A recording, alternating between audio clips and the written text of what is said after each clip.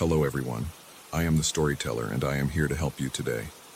I know you use this video to fall asleep, so before that, like the video and subscribe to the channel. Also, where are you from and what time are you watching? Now get comfortable and relax. I woke up that night with my heart already pounding, as though some invisible force had shaken me from sleep and compelled me to confront something I wasn't prepared to face. The air in the barrack home felt stale, carrying a hint of rotting wood and damp concrete. But there was something else too, an undercurrent of unease. It was as if all the shadows had gathered in secret corners, waiting for me to notice them. And it didn't take long.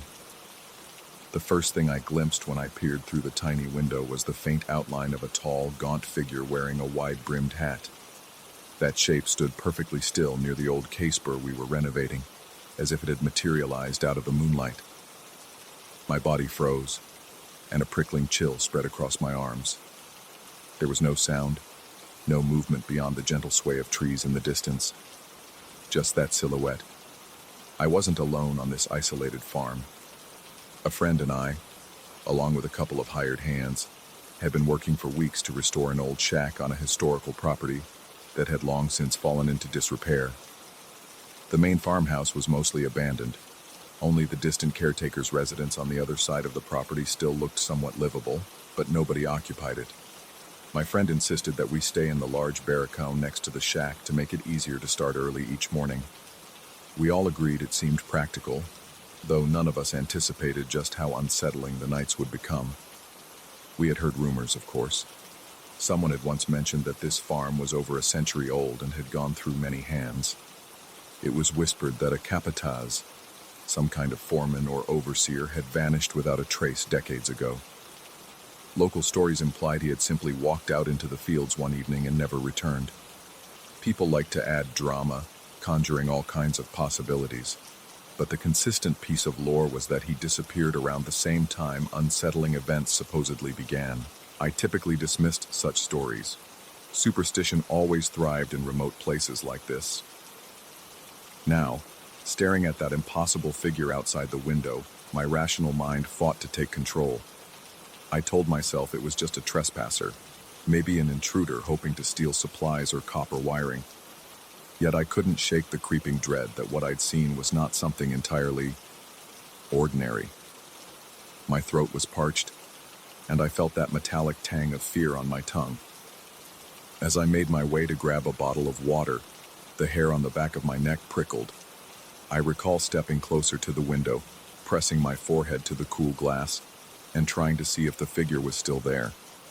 At first, I couldn't see anything.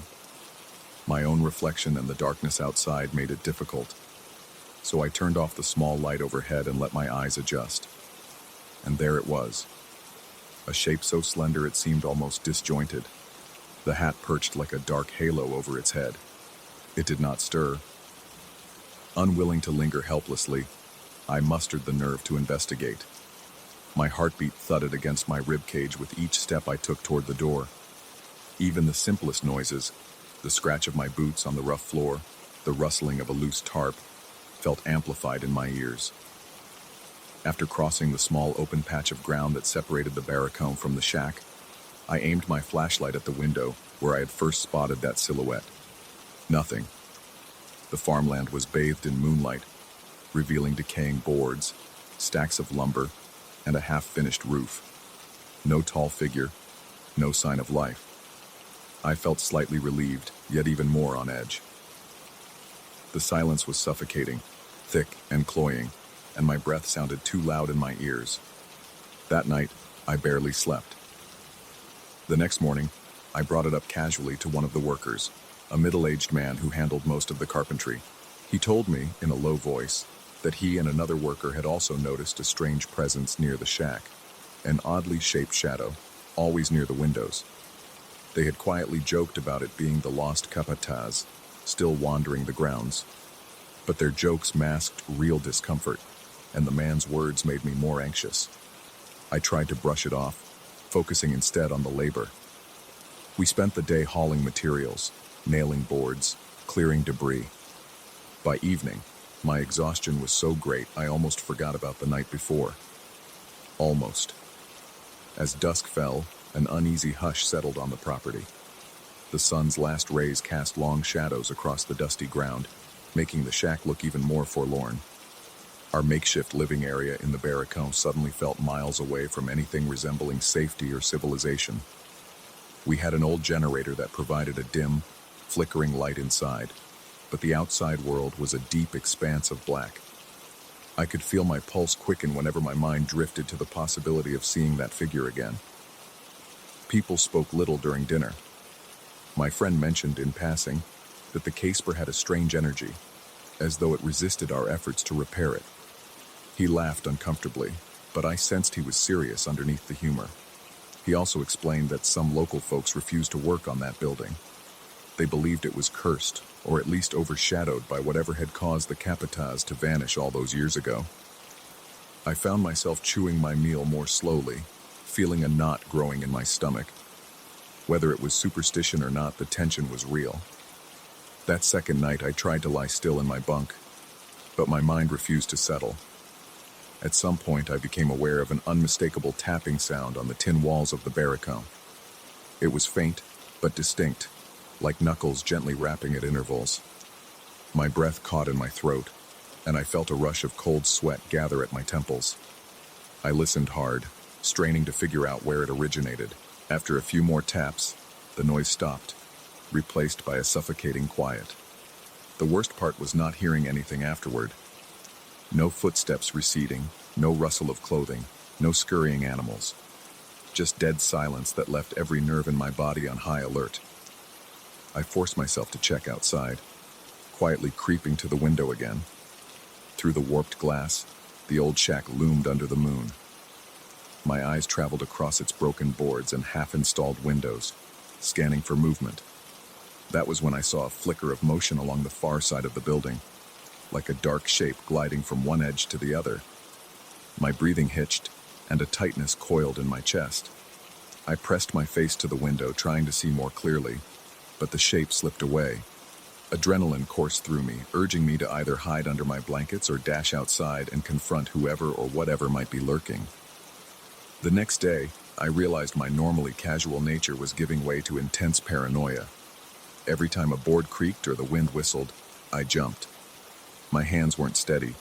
They trembled slightly even when I was holding a hammer. My friend asked if I was feeling okay. I admitted that I felt spooked, that the nights had gotten to me, but he just patted my shoulder and assured me I was probably overworked. He said the same to the carpenters, who also looked uneasy. They quietly spoke among themselves about the possibility of a drifter living in the abandoned fields. I overheard them agreeing to double-check their belongings before nightfall. That evening, a thick fog rolled in, dampening everything in sight. The moisture made the wood smell stronger, and the entire property took on a clammy, oppressive atmosphere. Even the generator's lights felt weaker, creating elongated shadows that seemed to stretch and dance whenever someone walked by. My stomach churned with dread the moment night fully set in. I had to force food down, my appetite non-existent. We retired to our bunks, but none of us settled in comfortably. It was like the air itself had become saturated with tension. Sometime after midnight, I was jolted awake by a sensation that something was brushing against the outer wall. I could hear a faint scraping, like nails dragging across metal. My breath sped up and my heart thrashed in my chest. I sat up slowly, every muscle tensed. The scraping stopped, replaced by a single, deliberate knock right at the door. My pulse hammered in my ears. I questioned whether my mind was playing tricks on me. Maybe it was a branch or some loose part of the structure. But then the knock came again, a short, dull thud that made my skin crawl. I forced myself out of bed, though I felt dizzy with fear. My legs felt heavy, and my mouth had gone so dry my tongue seemed stuck to the roof.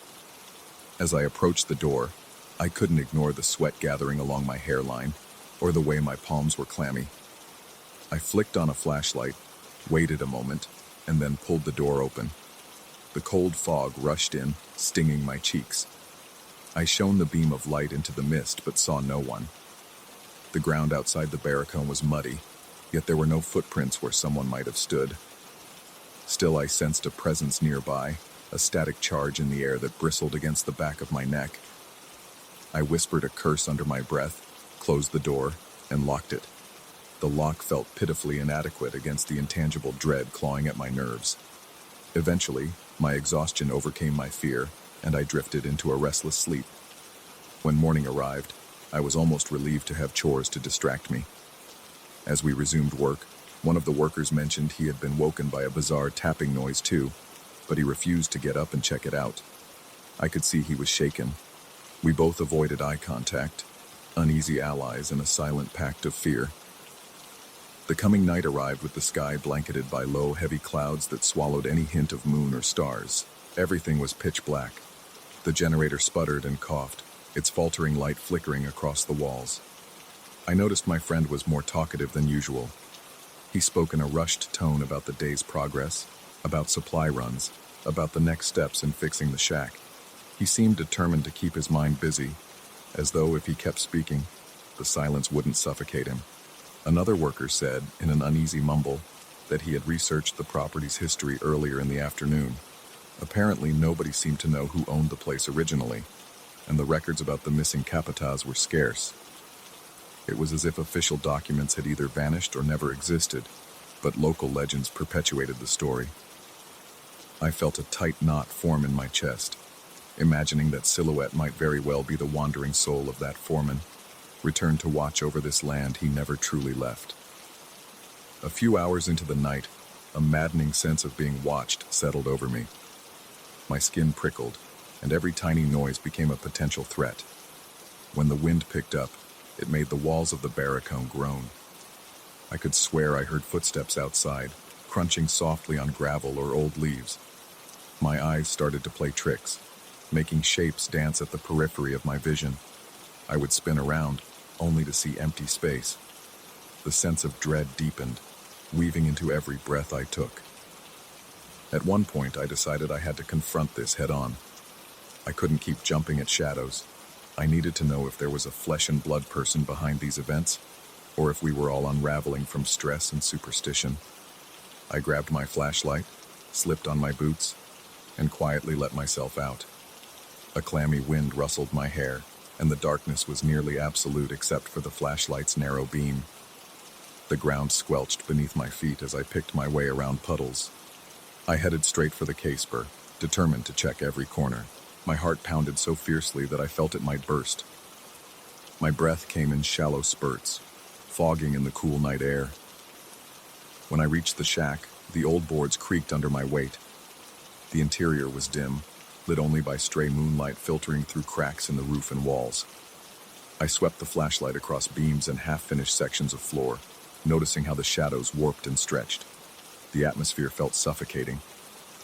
My neck tingled as though someone were standing right behind me. That's when I saw it, near a window frame we had partially installed, a tall silhouette, so dark it seemed to absorb the light rather than reflect it. It wore that same hat, broad-brimmed and old-fashioned. My nerves ignited. My stomach clenched, and a jolt of raw fear coursed down my spine. I forced myself to keep the flashlight steady, but it flickered slightly with my trembling hand. I could see no features, just an outline of a slender frame.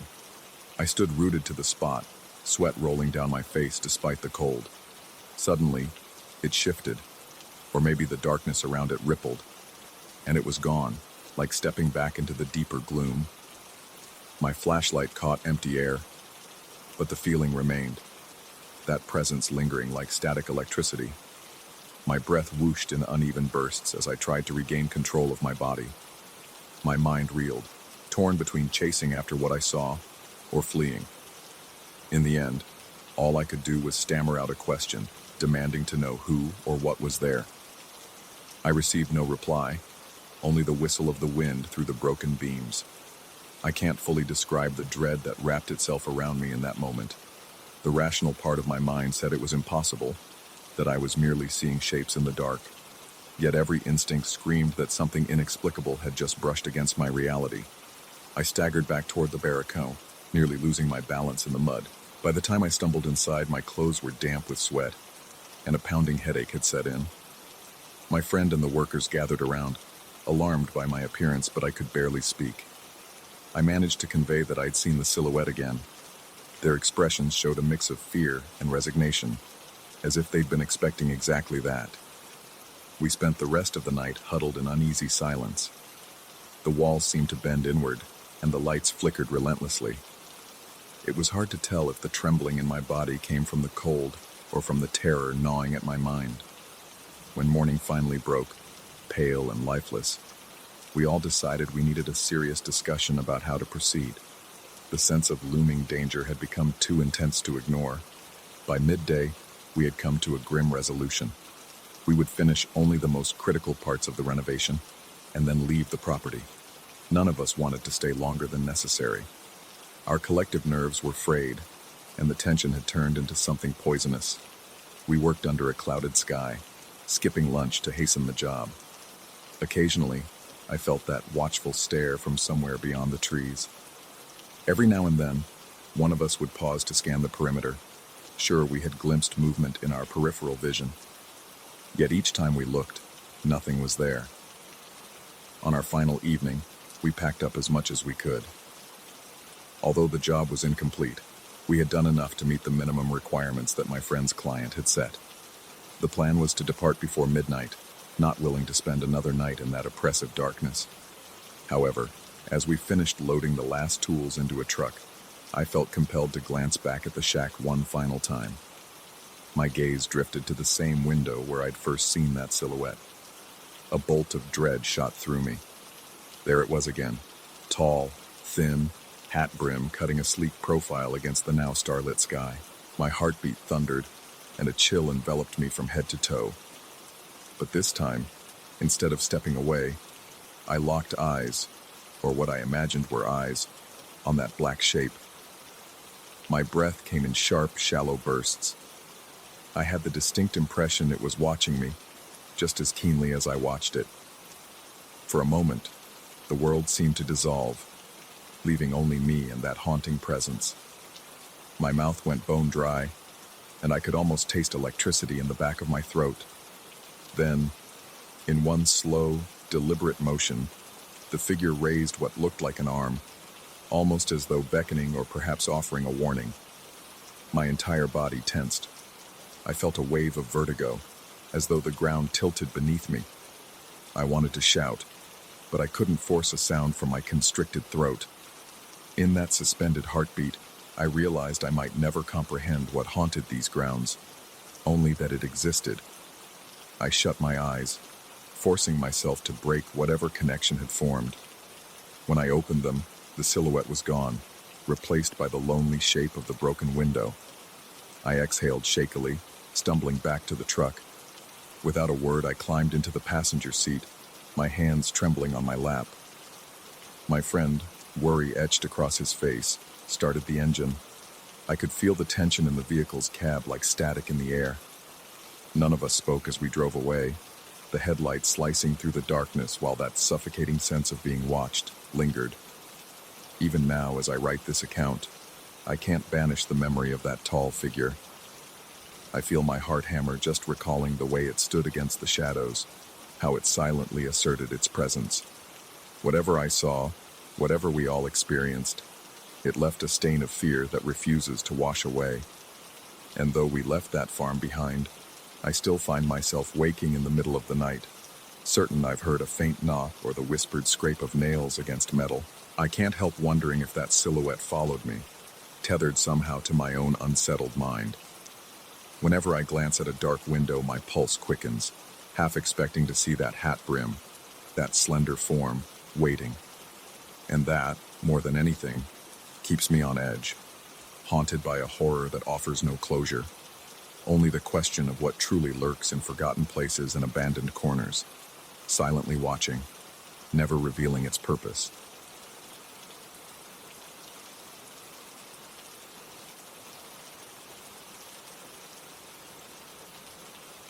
I first sensed something was off the moment I turned the key in the lock of my new home. The surrounding silence was too deep, as though the trees, earth, and sky collectively held their breath.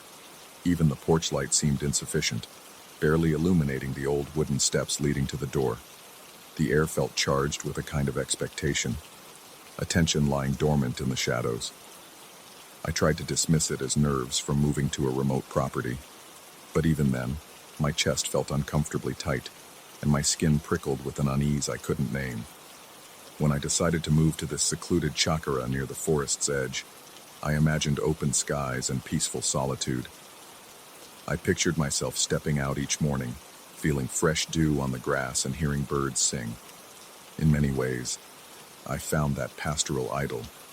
Morning sunlight filters through the tall trees, and a crisp breeze rustles their leaves. But the nights are a different story. They're not merely dark, but oppressive. Everything seems to huddle against the thick canopy of stars. The only real light source, aside from my house, is the dull lamp near my tool shed, about 70 meters away.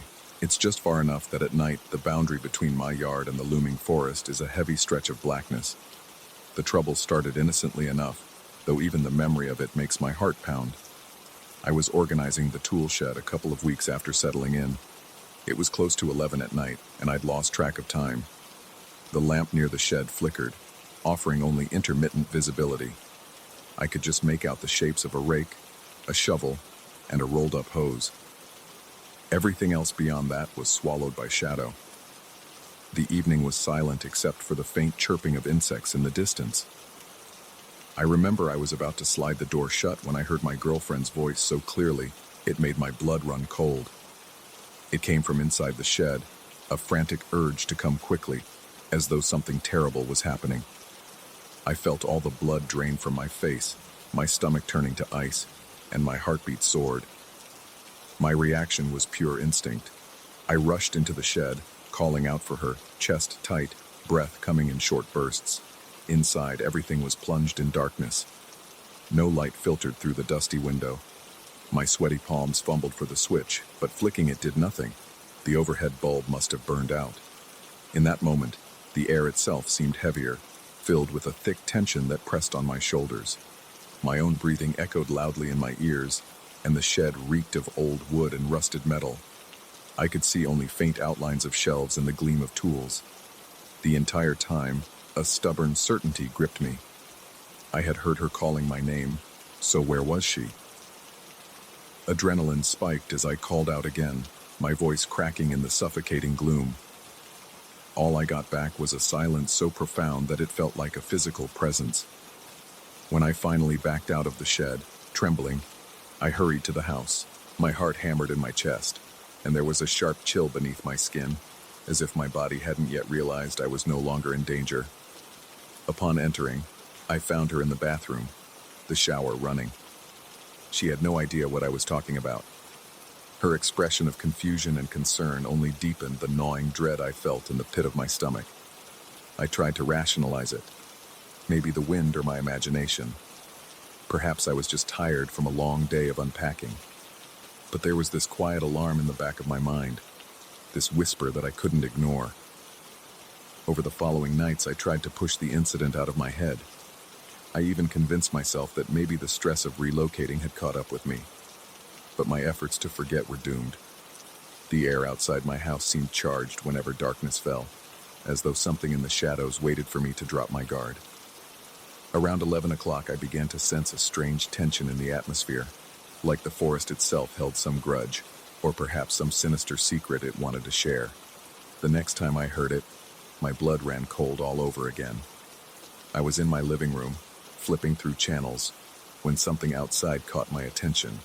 It was the same voice, calling my name in the same urgent tone. My body reacted before my mind could process. My pulse raced, my skin dampened with sweat, and my breath came in short, jagged gasps. I froze in place, every nerve on high alert, until I noticed my girlfriend was seated in the kitchen, scrolling on her phone. Her presence there ruled out any chance it was actually her outside. Fear ballooned in my chest, but I forced myself to stay calm. I stepped toward the window, heart knocking violently against my ribs. The yard lay shrouded in darkness, and the path toward the shed was barely visible. Nothing moved. No footsteps. No flicker of a person's silhouette. Just the emptiness of night, heavy and unwelcoming. I started sleeping poorly. Lying in bed at night, I'd notice every creak, every shift of the wind. My mind would conjure images of something lurking under the house's eaves or behind the shed, just waiting for me to come investigate. I'd jolt awake in the early hours, drenched in sweat, fists clenched with an unexplainable terror. My girlfriend tried to reassure me, saying everything here was new, and it would take time to get used to the sounds of rural life. She offered that maybe the previous owner kept animals, or that local wildlife sometimes made calls resembling human voices. Yet nothing she said could erase the feeling in my gut. What I heard was a human voice, and it was identical to hers. That fact refused to be brushed aside. Eventually, I wanted confirmation that I wasn't losing my mind. I reached out to the former owner for a casual chat about the property's quirks. He mentioned that some nights, odd noises seemed to emanate from the shed or the surrounding trees. He didn't elaborate much, but he sounded uneasy, like he'd rather not dwell on the subject. Hearing him admit it was unsettling. My sense of paranoia only grew. I felt a tight knot in my chest whenever the sky darkened, and the few lamps around the house left ominous pockets of darkness. I couldn't help scanning the yard, waiting for that beckoning voice to uncoil from the silence. One evening, I forced myself to take a walk around the perimeter. My goal was to face this mounting fear. The grass felt damp under my boots, and the chirping of crickets was almost deafening. As I approached the shed, the lamplight flickered again, casting distorted shadows across the building's weathered walls. My fingers tingled, and my throat felt unbearably dry, as if I were preparing to speak but had lost the ability. I stood still for a moment, trying to steady my heart. Then, from somewhere deep in the darkness of the trees, I heard what sounded like soft laughter, faint but unmistakable. My entire body went rigid, and a cold electric surge shot from the base of my spine up through my neck. I called out, demanding to know who was there, but my voice came out in a shaky rasp. No response, just the rustle of leaves. As I returned to the house, my legs felt heavier with each step, as though something grasped at my ankles, trying to pull me backward. Inside, I immediately locked the door. My girlfriend asked if everything was okay. I mentioned that I thought I heard something outside. She tried to console me, expressing that it was probably just animals. But I couldn't shake the feeling that these sounds weren't from any creature I knew. Over time, my psyche started to slip into a cycle of constant suspicion. Every slight noise seemed threatening. I developed a habit of glancing at the clock close to 11 at night, anticipating that dreaded voice calling my name. And some nights, I heard it. Each time, my heart seized with terror. I'd clench my fists so tightly that my nails dug into my palms. My breathing grew harsh, chest tightening until I felt nearly dizzy. Then I'd peer out the window, or sometimes step onto the porch for a moment, only to find the same hush, a wide-open yard leading to that bleak structure where the lamplight flickered. I'd stare at the tool shed and feel a nauseating sensation of being watched. On a particularly tense night, I decided I wouldn't let it torment me. My girlfriend had gone to bed, so I stood by the window, lights off, waiting. The house was silent except for the ticking of the living room clock. I watched the yard, scanning every shape and silhouette. The tension grew so thick it pressed against my temples. My hands were damp with sweat, and I could almost feel my pulse pulsing in my ears. At exactly 11 o'clock, the lamp near the shed blinked, dimming briefly before returning to its usual weak glow. Then came the voice again, a near-perfect imitation of my girlfriend, calling me over with urgency. Immediately I felt my heart leap into my throat, and my mouth went bone dry. Something about hearing that voice in the emptiness cut through every rational thought. My chest burned with panic, but anger at this unknown intrusion surged inside me. Summoning what courage I had left, I strode out into the yard. Each step felt like walking through thick mud. Cold night air pressed on me, and a deep, visceral dread gnawed at the edges of my mind. My stomach churned as I neared the shed. Its door stood slightly ajar, which made a shrill squeak when I pushed it open. Inside, the darkness felt alive, as though it wrapped itself around my arms and neck. I reached for my flashlight, fumbling to turn it on, and shone the beam across the dusty interior. Tools hung from hooks on the walls, their metal surfaces reflecting the light back in distorted glimmers. A workbench sat in the corner with half-finished projects left by the previous owner. The air smelled of rust, damp wood, and stale oil. My breath felt shallow, my chest rising and falling in rapid bursts as I scanned every nook. Then, right behind me, I heard a soft whisper, my name in a slow, almost seductive tone. My scalp prickled with terror. It was so close that I instinctively spun around, swinging the flashlight beam wildly. Nothing was there except dancing shadows cast by my own shaking hand. In that moment, I couldn't deny it anymore. This was no trick of the wind or some echo carried by the forest. Something inhuman was imitating my girlfriend's voice, calling me deeper into the darkness. My throat tightened until I felt close to gagging, and sweat trickled along my temples. I fought the urge to yell for help, because on some level, I realized that drawing attention might be exactly what this presence wanted. Instead, I forced myself to back away, never turning my back fully until I stumbled outside.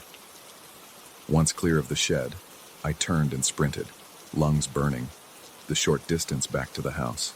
I slammed the door behind me, locked it, and double-checked every bolt and chain, ignoring how silly I might look. Sleep eluded me the rest of that night. I found myself lying on the couch, shaking, the adrenaline too high to rest.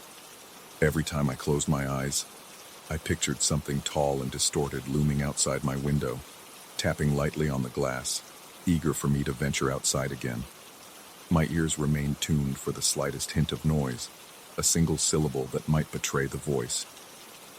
Sometime after 3 a.m, I drifted off, only to jolt awake at dawn, heart pounding from a half-remembered nightmare. The fear was alive in my veins, making my skin clammy and my muscles tense. I considered packing up and leaving, but that felt like conceding defeat. This was supposed to be my sanctuary, my slice of peace away from the city. The idea of running from an unseen force both enraged me and tore at my nerves. Still, the question remained, how much longer could I endure? The nights were a crucible of paranoia, each footstep or breeze twisting my mind into knots. I wanted an answer, a rational explanation, or at least some clarity. But day after day, I found none. The forest surrounding the property seemed indifferent, as though it contained ancient secrets I was unprepared to face. One evening, I resolved to confront it head-on. My plan was to leave my phone recording near the shed to prove whether these voices were real or a product of my frayed imagination. I waited until about 10:30, heart already fluttering with anticipation. Then I placed the phone discreetly inside the shed, set it to record, and left it there. Returning to the house, I tried to occupy my mind until midnight, pacing the living room. My nerves wound tight. At around 11, I glimpsed the shed lamp flicker through the window, and that same voice, my name, echoed across the yard. My skin crawled, but I stayed inside. When I retrieved the phone the next morning, my hands trembled. The battery was still alive, and the file had recorded hours of audio. I sped through the silence in the waveform, my heart nearly racing out of my chest. And then, around the time I had heard the call from indoors, there it was. The sound of something entering the shed, or maybe brushing against its door, followed by a faint but unmistakable imitation of my girlfriend's voice. Hearing it play back made my knees weak. My mind struggled to reconcile the reality of this recording with any sane explanation. No conversation, no animal noise, just a single word, my name, spoken in a tone so close to hers, it felt like a direct taunt. That night, I played the recording for my girlfriend. She looked rattled but tried to remain composed, suggesting we might install better lighting, maybe upgrade the shed's lock. Yet her face gave her away. She was as unsettled as I was. We both felt powerless against an invisible intruder that mimicked her voice at will. A conversation with the former owner offered no solutions. He just apologized for not mentioning the strange activity sooner, and wished me well. I decided I wasn't going to be chased out by this phenomenon, nor would I spend the rest of my days in fear. So one final time, I returned to the shed around 11 at night, flashlight in hand, chest taut with tension. The lamp flickered wildly as though on the brink of burning out. Inside, I announced that I wasn't afraid, my voice trembling despite my attempts at bravado. My heart pounded so fiercely it resonated in my ears. I stood in that darkness, my breath ragged, a chill crawling over my scalp. The silence stretched on, pressing against my eardrums. Then, without warning, the voice manifested again, calling my name from behind the shed. The shock jolted through my body like electricity, but instead of fleeing, I ran around to the back. There, I found nothing but tall grass and the edge of the forest. The lamp's glow was too feeble to reveal much, but I felt an undeniable presence watching me from just beyond the tree line. My lungs constricted, and the hair on my arms stood on end. For a split second, I saw what I can only describe as a silhouette shifting among the trees. Its shape was indistinct, yet it radiated a silent, malevolent curiosity. My muscles seized, and the only thing keeping me from collapsing was the adrenaline coursing through my veins. I aimed my flashlight, and the shape melted into the darkness, vanishing as though it had never been there at all. I trudged back to the house, each step heavy with disbelief and lingering dread. Though I didn't see any definitive answer to what has been haunting the property, I felt a strange surge of relief. My fear in facing it directly had turned into a cautious acceptance. Something out there, something beyond the scope of my understanding, wanted attention. It thrived on the moment right before I stepped too far. Now, every night, I still feel an undercurrent of terror, especially at around 11. The voice occasionally calls, more insistent some nights than others, but I no longer sprint blindly into the dark.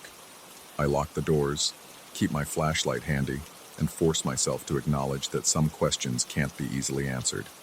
I wish I could say that everything returned to normal. It hasn't.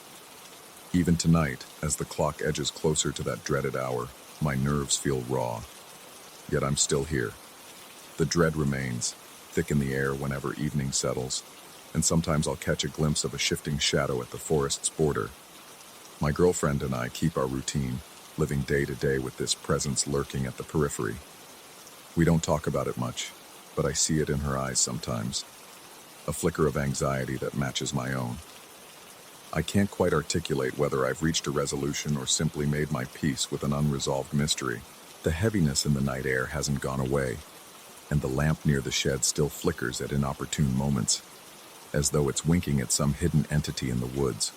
But I remain, steeling myself against every distant sound. When darkness swallows the yard and the rustle of branches seems to whisper secrets, I remember that voice echoing in my ear, that near-perfect imitation of someone I trust. It's a warning and a challenge all at once. And as I stand by the window, feeling my heart thudding with anticipation, I realize that I may never truly escape this place. Something here has claimed a piece of my mind, and every time night falls, that quiet claim is renewed. A lingering chill, a sense of eyes watching from the blackness, and a voice that once lured me into the shed. It's still out there, waiting for me to answer its call.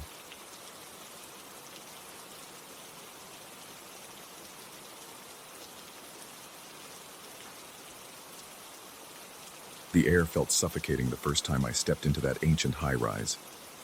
Even as I crossed the threshold, I sensed something wrong in the stale corridors and shadowy corners.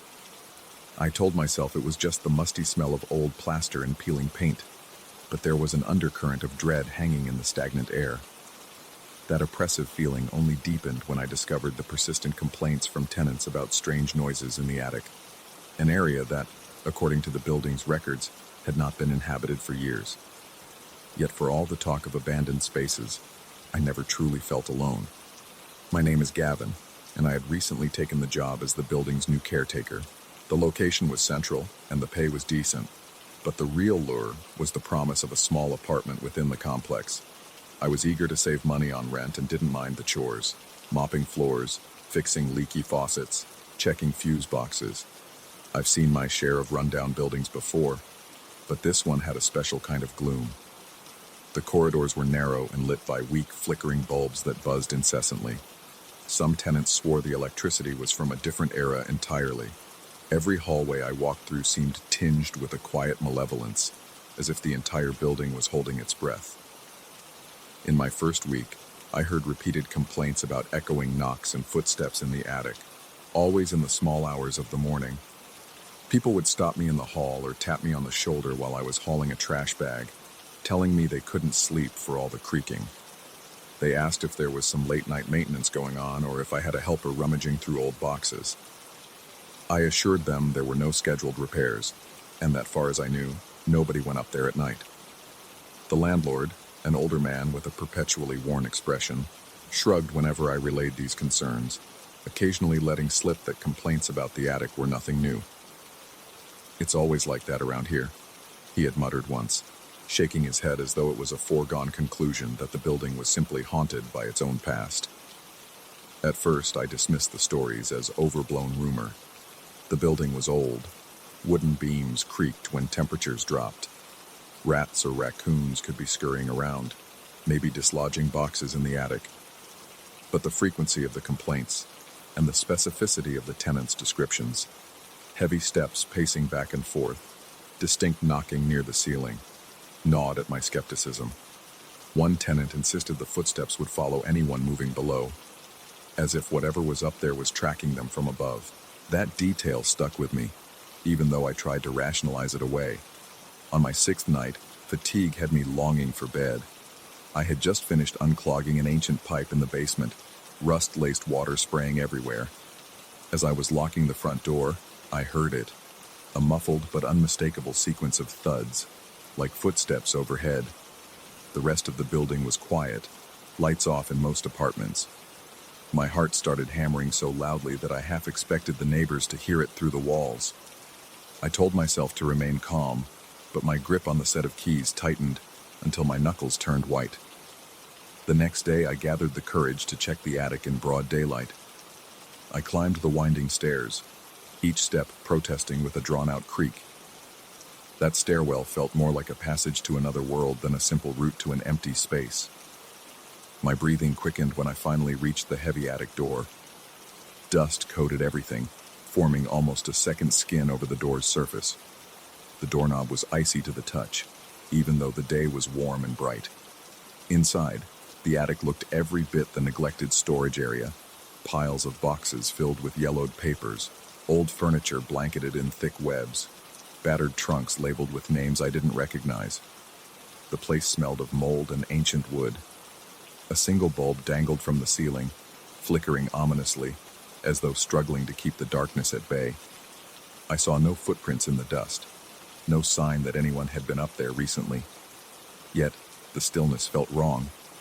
It weighed on me, making each breath a conscious effort. Every hair on my body stood up, as if my instincts were screaming that I was an intruder in a forbidden place. Despite my unease, I found nothing unusual, no footprints, no fresh disturbances. Thinking that maybe I'd let the rumors get to me, I left with no answers, only more questions. But as I headed back downstairs, I had this nagging sensation at the back of my skull, like invisible eyes were watching me depart. That night, I planned to do a thorough inspection in the early hours, when the strange activity supposedly peaked. I set my alarm for 2:30 a.m., the time window most tenants insisted they heard the noises. When it went off, my pulse was already racing, as if my body knew what was coming before my mind could fully process it. I pulled on my shoes, grabbed my flashlight, and climbed toward the attic, each step heavier than the last. The corridor leading to the attic door felt infinitely longer in the dim night lighting. My stomach churned with dread. The building was silent, so silent I could hear my own heartbeat pounding in my ears. When I reached the attic entrance, I paused, hand trembling on the doorknob. My mouth went dry and I realized I was swallowing repeatedly to combat the sudden thirst that fear conjures. Inside, the air was colder than before. I felt goosebumps rise on my arms, accompanied by a subtle trembling that I couldn't seem to control. I scanned the attic with my flashlight, beams dancing across dusty surfaces and half-open boxes. The silence was so absolute that the soft buzz of the flashlight's battery sounded deafening. I took a few tentative steps, my boots making the old floorboards groan under my weight. That was when I heard it, an echo of my own footstep coming from behind me, accompanied by a low, drawn-out creak. I whipped around, breathing ragged, to find nothing but shadows. Fear surged through my veins, cold and hot all at once. My flashlight beam began to quiver as my grip faltered. It felt as though the space had come alive, shifting in the corner of my vision, shapes appearing in the periphery only to vanish when I turned my head. I heard a second footstep, clear, deliberate, and close. It came from the darkness to my left, near a series of antique trunks. My heart pounded so violently that I genuinely feared it might stop. The floorboards groaned a third time, and a wave of icy dread washed over me. Summoning what courage I had left, I rushed to flick on the overhead light. It crackled and flickered, casting dancing shadows across the space, but revealed nothing except dust motes swirling in the sudden brightness. At that moment, I was torn between the urge to flee and the burning need to stand my ground. Rationality insisted it had to be an animal or some quirk of the old building's structure. But deep down, I knew something else was happening. My nerves shot. I hurried back downstairs and went straight to the landlord's apartment. When he opened the door, his eyes were heavy with sleep. I barely caught my breath as I recounted hearing footsteps in the attic. He listened impassively, then shook his head, muttering that it was a known issue. He said the noises had unnerved every caretaker before me, but no one had ever found a cause. In that moment, I felt an unsettling blend of anger and fear. I was furious for not being told the full story, and terrified that I was dealing with something beyond my understanding. Over the next few nights, the sounds continued. Even when I tried to ignore them, I couldn't sleep. My mind would conjure the noise of those steps every time I closed my eyes. The lack of rest left me jumpy, my thoughts clouded.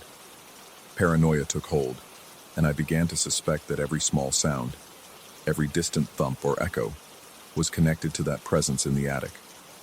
My throat would tighten, and I'd feel sweat bead on my forehead whenever the pipes rattled or the wind hissed through the cracks in the old window frames. I tried to confide in a few tenants, hoping someone could shed light on this decades-old mystery. They either shrugged or looked at me with pity, as if they'd lived with this phenomenon for so long that it had become part of the building's identity. Still, no one knew of any actual occupant in the attic. I started to wonder if I was losing my grip on reality, hearing things that weren't there. But then I remembered the complaints. Everyone had heard something. We just couldn't explain it. One early morning, as I finished my last round of checks, I made the mistake of looking up toward the ceiling on the top floor. The lights in that corridor were dim, flickering ominously. My eyes locked onto a dark stain creeping along the plaster. It seemed to pulsate in the irregular glow like it was alive. My skin prickled, and I quickly turned away, but the image stayed burned into my mind. I told myself it was likely a water leak, but in my current state of mind, everything felt like another clue to the attic's hidden story. That same night, I had a vivid dream, although I hesitate to call it a mere dream. I saw the attic as clearly as if I were awake, with the flickering bulb casting long, distorted shadows across the dusty floor. I stood there, completely immobilized, while a shape moved in the periphery. It made no sound, yet I could feel the floor vibrate with each step it took. My own breathing was harsh, raspy, as if the air were being squeezed out of my lungs. Then the shape turned.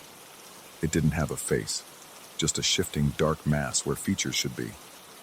In the dream, I felt a dread so profound that I jolted awake in a cold sweat, gasping and clutching my chest. The next day, I found myself hesitating at every stairwell, glancing upward whenever I heard even a small creak. My reflection in the mirrored elevator doors looked pale, with dark circles etched beneath my eyes. I was losing sleep and possibly losing my mind. When I told the landlord, he gave me a look of resigned sympathy and repeated that the building had a history I should respect. He claimed no caretaker ever stayed longer than a year because of these disturbances. Determined not to become another footnote in the building's history, I decided to confront the attic one final time. I brought a heavier flashlight, a spare battery, and a methodical plan. I would document every corner, every crevice, and see if I could uncover some hidden occupant or physical explanation for the footsteps.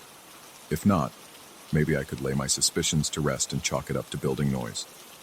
So around 3 in the morning, I climbed those stairs again, legs shaking with each step, sweat pooling in the small of my back despite the chill in the hallway.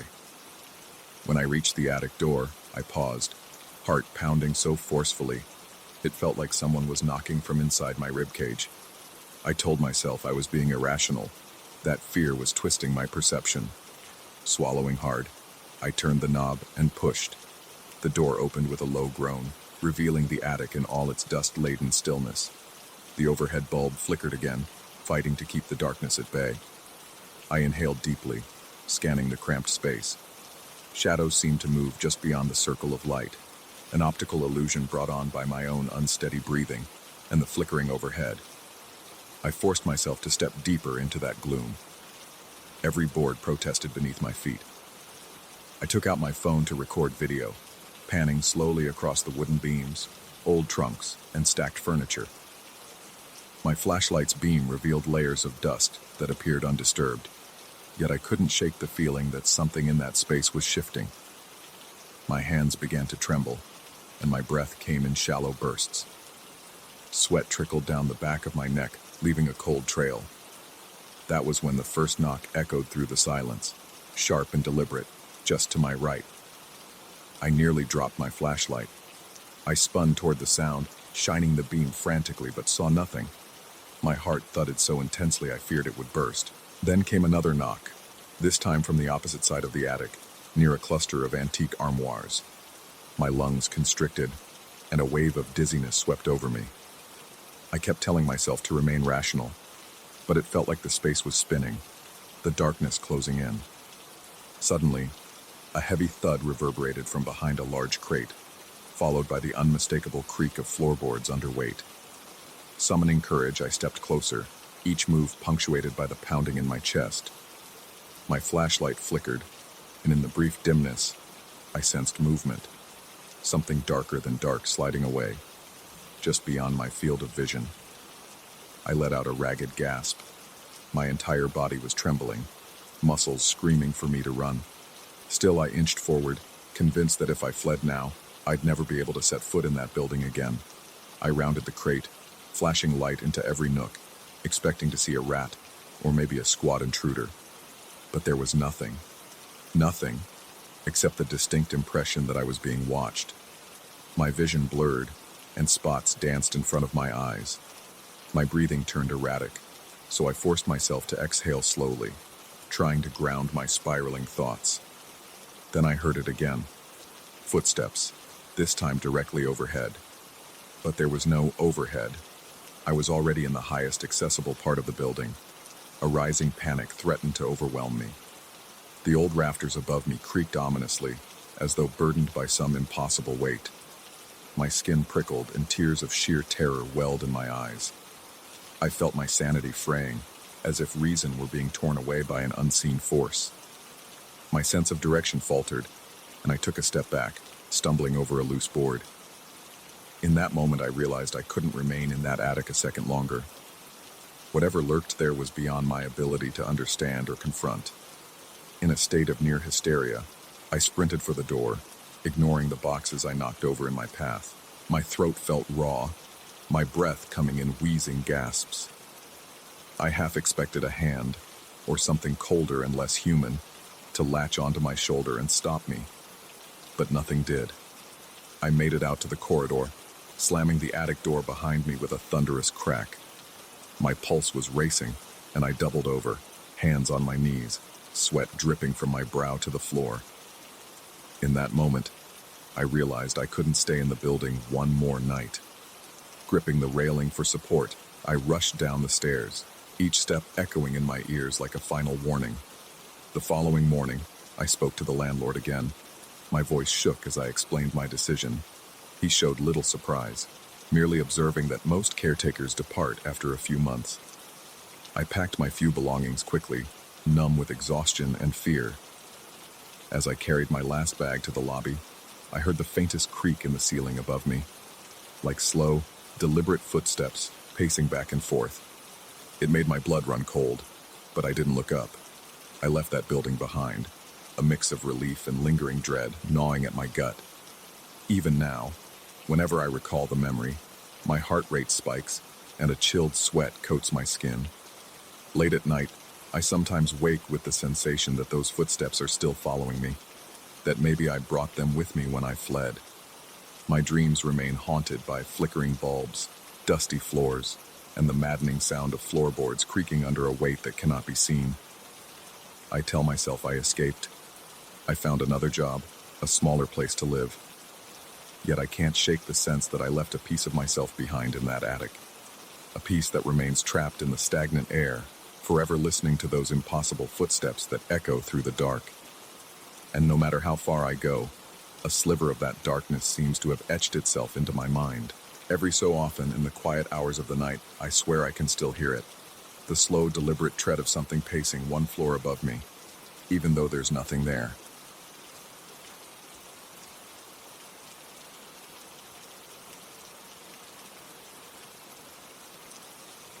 I knew something was wrong the moment I first set foot in that maze of narrow hallways behind the dining room. The air felt stale, and every sound seemed amplified. Clanking pipes, dripping water, the hum of old fluorescent lights. I could sense a weight pressing against my chest, an unspoken warning that I was stepping into a place where I did not belong. Even before I discovered the unsettling truth of the sub-basement bathroom, I sensed that the building itself breathed with a quiet hostility. I started working as a cook in this restaurant about a year ago. On the surface, it looks like one of those quaint, time-honored places beloved by locals and curious tourists. Vintage chandeliers, framed photos from decades past, dark-stained wooden floors. But when you step beyond the dining area, through a narrow door near the kitchen, you enter a cluttered labyrinth cobbled together over the years. Each new owner, it seems, added their own extension, hallway, or storage closet, without removing the old ones. The result is a winding sprawl of dim corridors, half-lit staircases, and dusty utility rooms. From my first week here, I could never shake the feeling of being watched whenever I walked those corridors. The fluorescent lights flicker unpredictably, often leaving entire stretches in half-darkness. The wallpaper, peeling and discolored, seems to move in the corner of my eye, though I know it's just my mind playing tricks in the uneven lighting. The floor creaks even when I'm standing still, like it's settling or shifting underfoot. Sometimes a draft will brush past me, leaving goosebumps on my arms. It's a place that demands caution. I learned about the sub-basement bathroom one evening after closing. I had stayed late to help the head chef finish cleaning the deep fryers. Everyone else had gone home, so I was the only one left in the building. My hands were grimy, and the bathrooms near the kitchen were out of order due to some renovation. The chef had pointed down a corridor I'd rarely explored and mentioned there was another restroom in the basement, though he warned me it could be a bit creepy. I remember feeling a chill when he described it. Seldom used, poorly lit, and nearly forgotten except by staff who ventured there out of necessity. The sub-basement bathroom is reached by descending a short flight of concrete steps behind a heavy metal door. A single buzzing light bulb casts a yellowish glow on the stairs, which seem perpetually damp. The smell down there is an odd mix of mildew and industrial cleaner. When I pushed the door open that first time, it let out a scraping groan. I switched on the light, and the overhead fixture flickered to life, revealing cracked tiles, rust-stained fixtures, and a single mirror over a worn-out sink. That initial visit was uneventful. I washed my hands, dried them on a paper towel, and hurried back upstairs. Still, my heart pounded the entire time. I kept glancing over my shoulder, convinced I might see someone lurking in the shadows. It felt like the basement corridors stretched farther than they should, as though they might lead to places yet undiscovered. By the time I made it back to the main kitchen, my palms were cold and my legs were unsteady. Several weeks passed with little more than that lingering unease. But soon I had another late shift, and again I needed to use that sub-basement bathroom. I had finished cleaning the grill long after everyone else had gone home. My eyes stung from fatigue, and I just wanted to splash some water on my face. This time, as soon as I stepped onto the concrete stairs, I noticed the silence down there was deeper than before. I could hear my pulse pounding in my ears. Each step felt heavier, as if an unseen force tugged at my ankles. Inside the bathroom, I turned the faucet on and let the water run until it was cold. The pipes groaned softly behind the walls. I leaned over the sink, dousing my face, relishing the cool relief. Then, when I straightened up, I saw it. The mirror was foggy with condensation from the hot water earlier, but there was an outline, a shape. For half a second, it looked like a person's face right behind my left shoulder. Deep-set eyes, hollow cheeks, no hint of emotion. I gasped and whipped around, flinging droplets of water across the room. The space behind me was empty. A flicker of the overhead light made it seem like the walls themselves were pulsing. My heart raced so hard I thought I might faint. For a few seconds I stood there frozen. The reflection had been too vivid to be a trick of the light. I thought maybe it was my own reflection warped by the fog, but I'd clearly seen a second figure. Something about those eyes, the emptiness in them, felt horribly real. I splashed water on my face again, trying to dismiss the sight as mere fatigue or an overactive imagination. Still trembling, I hurried back upstairs without looking behind me. The memory of that reflection preyed on my mind. Over the next few days, I found myself replaying the event in my head. During prep work, my mind would drift, and I'd picture that face. That night, as I tried to sleep, I'd jerk awake, convinced I heard quiet footsteps outside my bedroom door. Whenever I closed my eyes, I felt those hollow eyes fixed on me. I decided I needed to talk to someone. After the next dinner rush, I casually mentioned to one of the line cooks, a friend I trust, that I had seen something weird in the basement. I described the foggy mirror, the brief face behind my shoulder, and the overwhelming sense that I was not alone down there. He swallowed hard and admitted he'd had a similar experience months ago, but never told anyone because he didn't want to be ridiculed. Another colleague overheard us and walked away quietly. Later, this second coworker admitted in a hushed tone that he too had caught fleeting glimpses of a figure in that mirror, but he shrugged it off, saying he believed it was just some optical trick. At first, hearing their stories unnerved me. Yet a small part of me felt a twisted relief. I wasn't going insane if someone else had seen it. My unease grew as I realized multiple people had encountered something similar, but no one had an explanation. Some said maybe the old glass was warped. Others insisted it was nothing more than shadows, and a few simply refused to discuss it at all. Weeks went by, and I managed to avoid using that sub-basement bathroom. I timed my breaks so I could use the restrooms upstairs, or I waited until I got home. The dread in my chest refused to dissipate, though. Every time I passed that metal door in the hallway, I felt a tightness seize my stomach. The corridors seemed darker, the corners sharper. Even a passing reflection in a stainless steel fridge door could make my pulse spike. I started feeling paranoid. Every clank of a pot or squeak of a distant pipe triggered an image of that face. Even the strong smells of the kitchen, searing meat, onions, garlic, couldn't mask the faint, damp odor that I'd begun associating with that basement. One night, I was stuck with another late shift. I'd taken a double to help out, meaning I'd been there since morning. By midnight, I was beyond exhausted. I was rinsing some large stock pots when the overhead lights in the kitchen flickered ominously. A sense of dread surged through me. The head chef had left about an hour earlier, and the last server had clocked out soon after. The entire restaurant was silent, save for the hum of the walk-in cooler. My eyes darted to the hallway door. I had to use the bathroom, and there was no avoiding it this time. The upstairs facilities were locked, since the renovations had resumed. My only option was the basement. I tried to calm myself as I walked toward that metal door. My throat was dry, and I felt a thin layer of sweat forming on my neck. Each step seemed to echo unnaturally. When I reached for the door handle, the metal felt colder than usual, almost icy against my fingertips. My breathing grew unsteady. I reminded myself to stay calm. All I had to do was get in, handle my business, get out. The light bulb on the staircase was dimmer than I remembered. It flickered in a slower rhythm, as though it could die at any moment. I descended one creaking step at a time, my heart pounding in my throat. The basement corridor was shadowy. A lone overhead light cast a pale circle that barely penetrated the darkness. The bathroom door loomed at the end, its chipped paint a dull reminder that few bothered to maintain it. Inside, the room felt smaller than before. The overhead fixture buzzed so loudly it hurt my ears. I glanced into the mirror and saw only myself, though my reflection looked haggard. Dark circles under my eyes, jaw clenched tight. I tried to focus on controlling my breathing, but my pulse wouldn't slow. I stepped into the stall, shutting the door behind me. That's when I heard it, a scraping noise from somewhere near the sink. I held my breath, my chest heaving with silent terror. For a few moments, I listened to the hum of the light, the distant drip of water.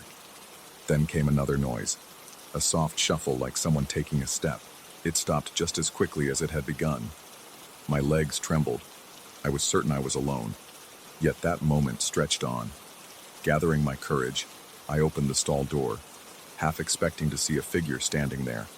But the room was empty, the mirror still foggy. A single bead of sweat trickled down my temple. The smell of moldy tiles made my stomach churn. Despite every nerve screaming at me to flee, I forced myself to approach the sink. I twisted the faucet handle, letting cold water run over my shaking hands. The mirror was clouded again, a faint haze from the building's humidity. My reflection was barely visible, more of a faint outline. Then, as I leaned in to splash water on my face, I heard a whisper, so faint I couldn't make out the words. My heart hammered so loudly I couldn't separate my own pulse from the sound. I froze, every hair on my arms standing upright.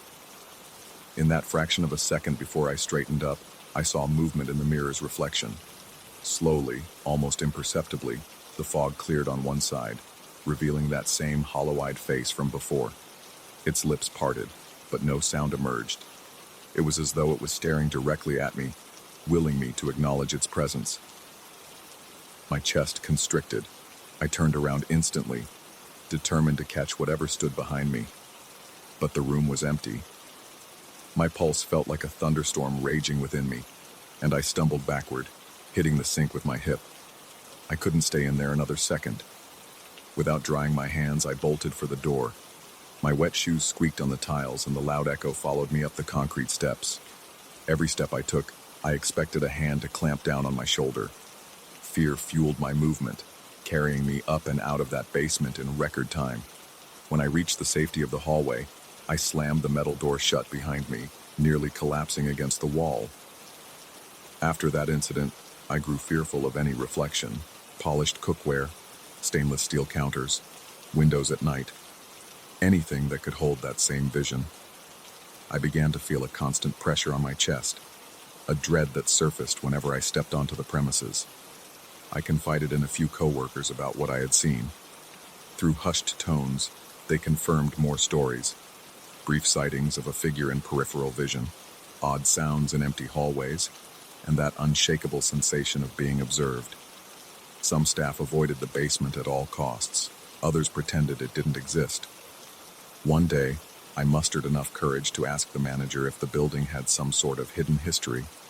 He spoke in vague terms about numerous renovations and expansions over the years. He speculated that the old pipes and faulty wiring were responsible for the strange noises and flickering lights. I left the conversation more unsettled than ever, convinced there was something deeper at play, an uneasy energy, a residue of something that refused to leave. The worst part is the creeping doubt. I found myself wondering if I was truly seeing something supernatural, or just buckling under fatigue and stress.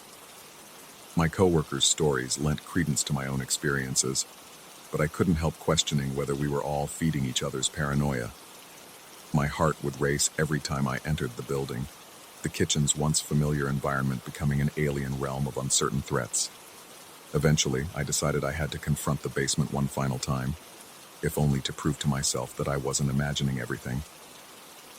One night after close, I forced myself to walk down those corridors again. My flashlight flickered against the peeling wallpaper. The basement door squealed as I pulled it open, and the stale odor engulfed me. That same flickering bulb illuminated the steps, each one more ominous than the last. My hands were clammy on the flashlight handle, and my breath echoed in the confined space. I pushed open the bathroom door. The mirror hung there, like a silent invitation. I swallowed the lump in my throat, flicked the light switch, and saw the overhead bulb struggle to come to life. My reflection appeared in the mirror, face pale and eyes jittery. The corners of the room felt darker than usual, like shadows that resisted the light. I steeled myself and stepped closer to the sink, letting the water run. For a few seconds, nothing happened. The mirror stayed clear, and the only reflection was my own. My heartbeat slowed slightly, a tentative relief washing over me. Then, just as I was about to turn off the faucet, a static crackle from the overhead bulb made me look up. In that brief flicker, my reflection vanished. The mirror showed an empty bathroom. My own figure wasn't there at all, but the hollow-eyed face was. It stood front and center, glaring as though it had been waiting for me the entire time. Cold terror shot through my veins. The reflection and I locked eyes, though I felt no kinship, only a nauseating sense of intrusion. The face's lips twisted into what might have been a grin, but it looked more like a grimace. My lungs tightened, and I gasped for air. The overhead light popped, plunging the room into darkness. I stumbled backward, my hand scrambling to find the door handle. My flashlight fell to the ground, the beam swinging wildly across the tiles. In its unsteady glare, I saw the corner of the mirror. The face was still there, moving ever so slightly, as if shifting to keep me in view. My entire body trembled, panic squeezing my mind into a blind frenzy.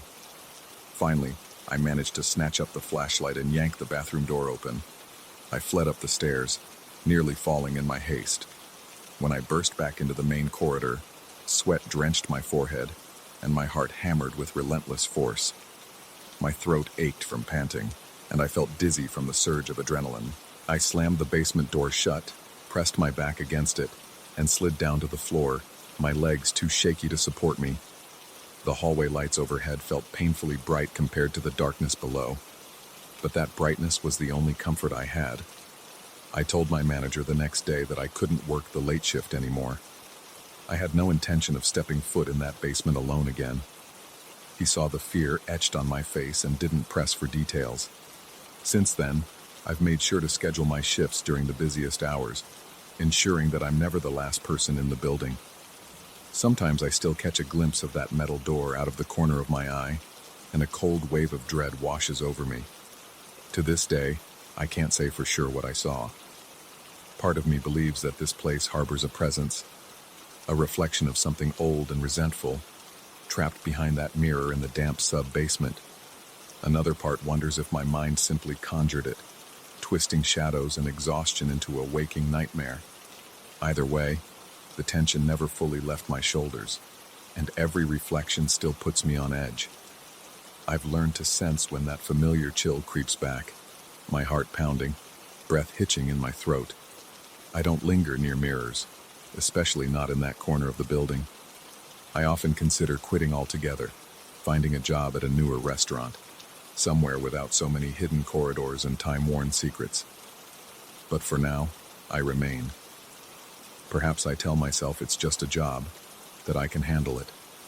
Maybe a part of me hopes that if I stay away from the basement, I can forget the entire episode. Yet I know the memory is rooted too deep. Those eyes, dark and hollow, remain seared into my mind. Even now, as I recount the events, a persistent unease coils in my gut. The restaurant is open for business above me, customers enjoying their meals, unaware of the labyrinth beneath their feet. I can hear the distant clatter of cutlery and the low murmur of conversation. Yet my pulse hasn't returned to normal since the last time I dared to look into that mirror. I sense a presence just beyond my field of vision, a shape in peripheral darkness. Sometimes I catch a faint whisper, too quiet to understand. I refuse to go down there alone.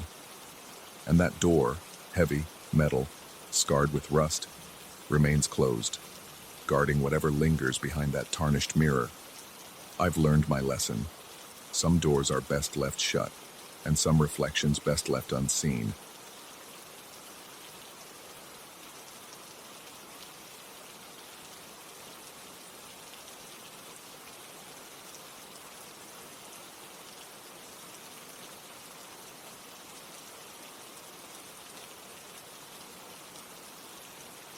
I still remember the exact moment everything shifted. One night, while stepping off my back porch, I thought I heard a low murmur of my name slithering through the air. The sound was barely audible, almost like it was not meant for my ears. Yet it sank into my chest and lodged itself there, a needle of unease puncturing the quiet.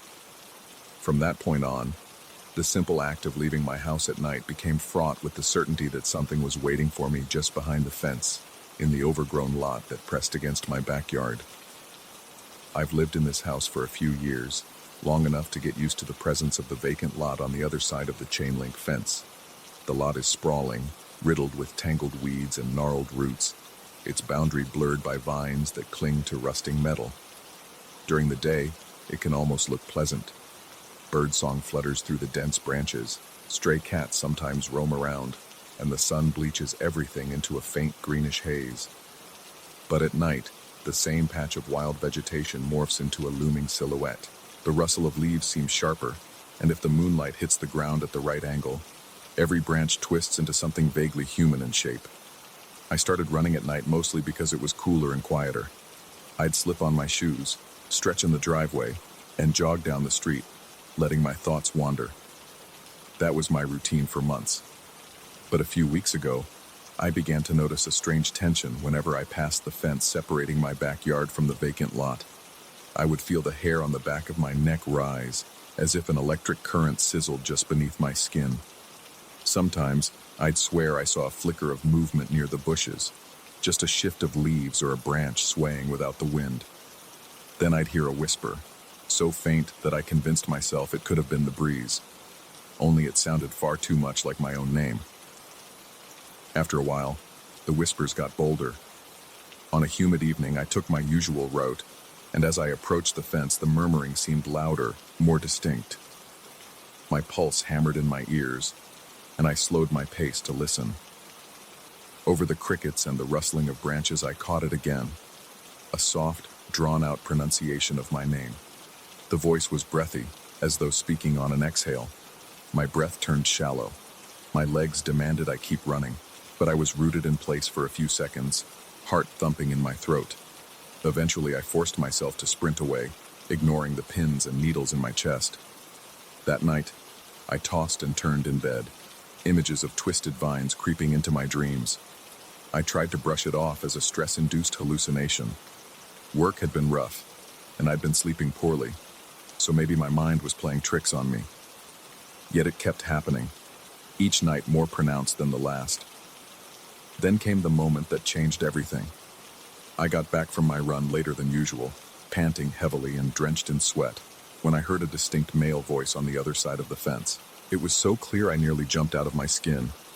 It whispered, "Come here," in a tone that made my stomach clench with a cold, nauseating dread. I stopped in my tracks, the world spinning for a heartbeat. The voice felt too close, like the speaker could have reached out and wrapped his fingers around my arm if I stepped just a bit nearer to the fence. I scanned the darkness beyond the chain link. The silhouettes of trees were thick and impenetrable. The canopy allowed only a few moonbeams through. My mind raced with possibilities. Maybe someone homeless had set up camp in there.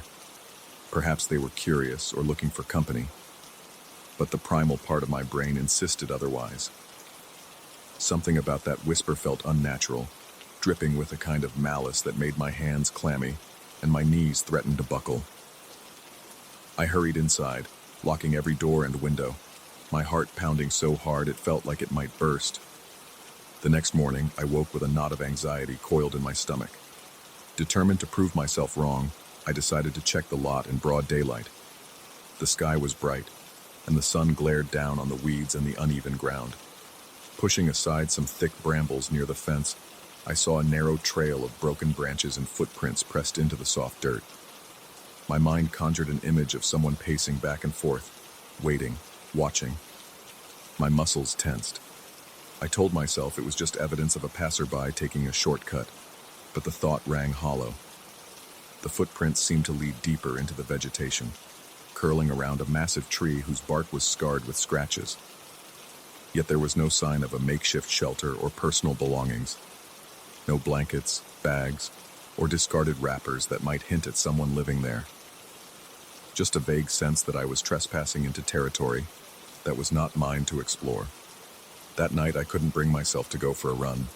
Instead, I sat on my back porch, the porch light off, trying to steel my nerves by confronting the darkness directly. The vacant lot was silent at first. A breeze rustled the leaves, and my heart skipped every time I thought I detected movement. After a while, I heard the voice again. It wasn't as loud as before, but I recognized it. The same low, raspy timbre, as if the words were dragged across an endless breath. Instead of addressing me, it sounded like it was humming some tuneless melody, an eerie chanting that made my skin tighten. I squeezed the porch railing, feeling the chill of the metal beneath my palms. Sweat trickled down the back of my neck despite the cool night air. Over the following week, things escalated. I'd be sitting at home, reading or trying to watch television, when I'd hear faint rustling at the fence, as if someone was gently drumming their fingers against the metal. Sometimes it would stop the moment I stood up. Other times, I'd rush to the window and see nothing but an expanse of blackness.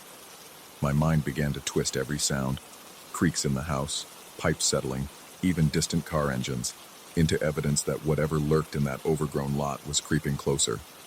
My rational side fought back, telling me there had to be a logical explanation. But fear has a way of distorting logic until it's unrecognizable.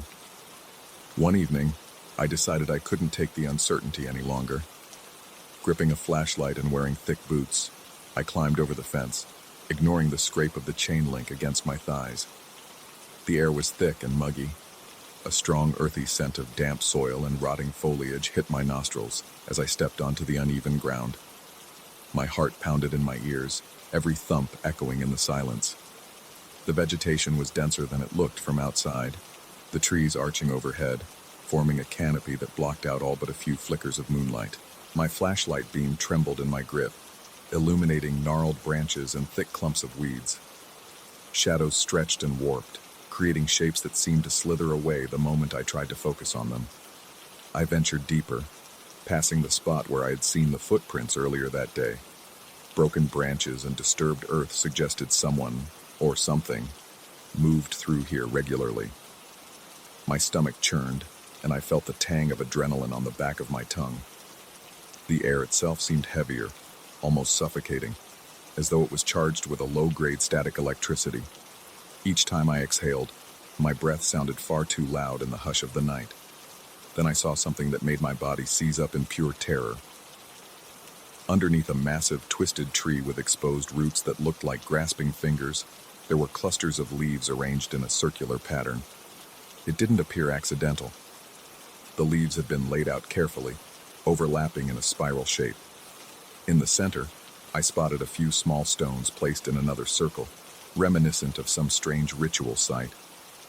I shone the flashlight around, half expecting to see a figure standing there, but I was alone. The wind picked up, and the branches above me groaned. It felt like the trees themselves were breathing in unison, observing my every move. I forced my shaking legs to move closer, though every instinct demanded I turn and run. My pulse hammered at my temples, and my breaths came in short, ragged bursts. There was no rational explanation for this arrangement, no sign that it was kids fooling around or some random artwork. In my mind, I imagined a presence that lurked here at night, shaping these patterns in the dirt and leaves, perhaps waiting for me or beckoning me to enter its domain. My flashlight flickered, and I nearly screamed. Fumbling with it, I realized the batteries were dying. In the strobing light, I thought I glimpsed a silhouette to my left, tall, thin, and angular, merging with the branches. Panic surged like a tidal wave in my chest. When the flashlight steadied, there was nothing there. I felt the muscles in my back and shoulders seize up. A prickling crawled along my arms, as if invisible eyes were glued to me. My throat was so dry I could hardly swallow. I backed away, stepping on a gnarled root that nearly made me lose my balance. Fear overwhelmed me, and I turned, stumbling through the thick underbrush, snapping branches and crushing leaves underfoot, as I rushed back to the fence. I didn't stop until I was safe inside my house, every light turned on, double-checking the locks. My lungs burned, and I stood there in the living room, my shirt clinging to my chest, soaked with sweat. My heart hammered so loudly that for a moment I couldn't hear anything else. Gradually, I calmed down enough to gather my thoughts. I told myself that perhaps I'd seen only shadows, but deep down, I knew there was something profoundly wrong with that place, something not of the normal world. Over the next few days, I tried to avoid going outside in the evening altogether. Still, I would feel this oppressive energy radiating through the walls. It was as if the overgrown lot had extended invisible tendrils, wrapping them around my house, making sure I never truly felt safe. I began to notice dark shapes moving at the edge of my vision when I walked past a window at night. Whenever I snapped my head around, those shapes would disappear. My dreams became a labyrinth of twisted vines and half-seen faces looming behind tree trunks. I'd wake up gasping, my sheets damp with sweat, convinced that I heard footsteps on my porch. I confided in a neighbor one morning, describing how I thought someone might be sneaking around in the lot. The neighbor, eyes narrowing with concern, suggested that maybe a transient had taken up residence in the brush, but they also hinted that the lot had always felt off to them. They spoke of hearing strange noises now and then, but they never investigated. The conversation only added to my paranoia. If even my neighbor felt something unusual, maybe my unease wasn't an overreaction. On the seventh night since my last foray into the vacant lot, I woke to an intense urge to look outside. The digital clock on my nightstand glowed 3:13 a.m. My throat was sore, my heart pounding from a dream I couldn't recall. I shuffled to the window, parted the curtains a fraction, and froze. The moon cast a dim light over the fence, and there, standing on the other side, was a figure. Even though it was mostly in silhouette, I could make out the shape of a man. He was tall, his limbs too elongated to be entirely normal. My stomach twisted in knots as I watched him slowly raise a hand, pressing it against the chain link. Then his head tilted, as if looking directly into my window. An electric jolt of fear bolted down my spine. Before I could blink, the figure stepped backward, melting into the dark foliage. My body went rigid. For what felt like an eternity, I stood there, breath shallow, legs quivering. At that moment, I believed I would never be able to erase that vision from my mind.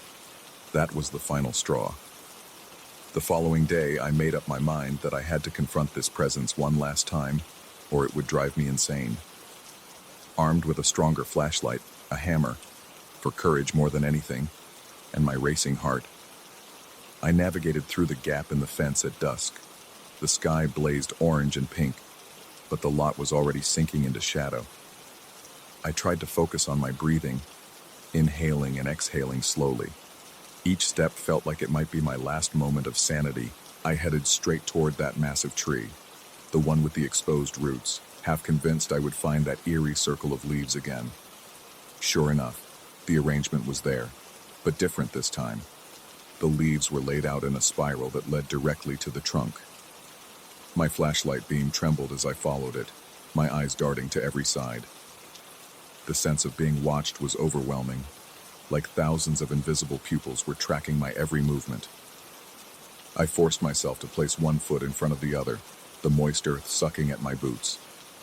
When I reached the base of the tree, I found an opening in the trunk, like a small hollow, wide enough to peer inside. My mind screamed at me to turn around, but the same twisted curiosity that had dragged me here kept me rooted. Raising the flashlight, I leaned forward. The stench that wafted out hit me like a punch to the gut, a foul mixture of mildew and something indescribably rotten. My stomach lurched. Inside the hollow, I saw what looked like small effigies of woven twigs, humanoid shapes with no faces, carefully balanced on the exposed roots. I felt my chest tighten with a dread so potent my arms went numb. All at once, I sensed a presence behind me. My entire body seized. Breath caught in my throat. A cold whisper grazed my ear, so faint I couldn't decipher the words, but the tone was unmistakable.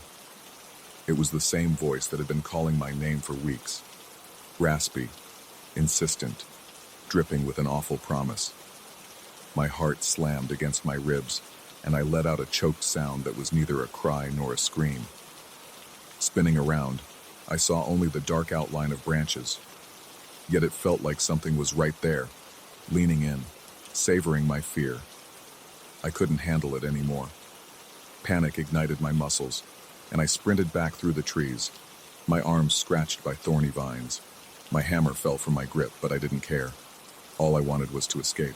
I vaulted over the fence, landing awkwardly and scraping my hands on the concrete. My legs nearly gave out, but I forced myself up and burst through my back door, slamming it shut behind me. My breaths came in rapid gasps, chest burning, and I collapsed onto the floor, pressing my palms against my forehead. I felt more terrified than ever, but also strangely alive, as if the confrontation itself had jolted every nerve ending in my body. Since that night, the whispering by the fence has lessened, though not disappeared. Sometimes I still hear it, a faint beckoning that sets my heart racing all over again. I catch glimpses of shapes in the lot, see patterns in the branches that might be illusions, or might be something far darker. Yet I refuse to go back inside those woods. Whatever dwells there doesn't belong in my rational world, and acknowledging it seems to give it power. I've started running in the opposite direction at dusk, avoiding that side of the neighborhood altogether. I don't know whether it was a spirit, a malevolent force of nature, or something that exists only in the blackest recesses of the mind. But I do know that it wants attention, wants me to step off my porch and wander into its domain. And the terrifying part is that sometimes, late at night, I feel that pull in my gut. My curiosity hums in the back of my brain, a traitorous whisper urging me to see if it's still there, to find answers. But each time I feel that magnetic lure, I remember the stench inside the hollow tree and the way that presence brushed against me like a ghostly hand. I remember the suffocating darkness, the spirals of leaves, and the glimpse of a tall figure by the fence. So I stay inside, doors locked, lights on, every nerve alert to the slightest sound. The lot remains quiet for the most part, an expanse of trees and weeds that could be entirely ordinary if I didn't know any better. But I do know, and it's that knowledge that leaves me in a permanent state of uneasy vigilance. Even now, as I lie in bed and try to lull myself to sleep, I swear I hear my name carried on the wind outside. It's a muffled murmur, but there's an undercurrent of laughter or maybe growling beneath it. My pulse quickens, and the hairs on my arms lift. Fear constricts my lungs, and a part of me wonders if I will ever truly escape that voice. I'm not sure if the lot will ever let me rest, if the line between the ordinary world and that hidden darkness can be severed. My only choice is to remain on guard, to pretend I don't hear it. Yet the dread never fully subsides, and maybe that's the final truth. Once you've glimpsed something that defies logic, you cannot unsee it. You carry that knowledge like a splinter in your mind, a thorn lodged beneath your skin. Even behind locked doors, with every light burning bright, I know that just beyond my fence, in that dense tangle of branches, something is waiting, and it still whispers my name.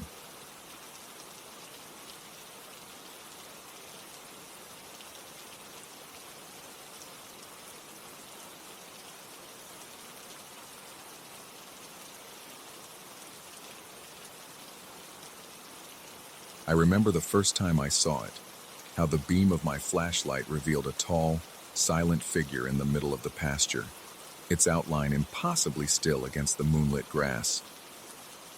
The sight stopped me in my tracks. My heart thudded so violently in my chest I thought it would burst. At first, I assumed it was just another person, maybe a trespasser or some drifter who had wandered onto the land in the dead of night. But no matter how many times I called out, I got no reply. That silence, thick, eerie, and suffocating, was my first warning that something was very wrong. As I made my way closer, my pulse hammering in my ears, I realized there were no details, no features. It was just a darkness, a shape taller than me, almost absorbing the faint light around it. And then it was gone. No footprints, no rustle in the grass, nothing to explain why my entire body felt wrapped in ice. Ever since that night, my midnight rounds have been marred by a gnawing fear, a crawling sensation in the pit of my stomach that I can't quite dispel. I work on a remote ranch well outside the city limits, surrounded by rolling fields and patches of dense woodland. The place can be deceptively tranquil during the day. The sun bakes the earth, and there's a satisfying kind of exhaustion that comes from keeping the animals fed, the fences mended, and the house in order. I've never minded isolation.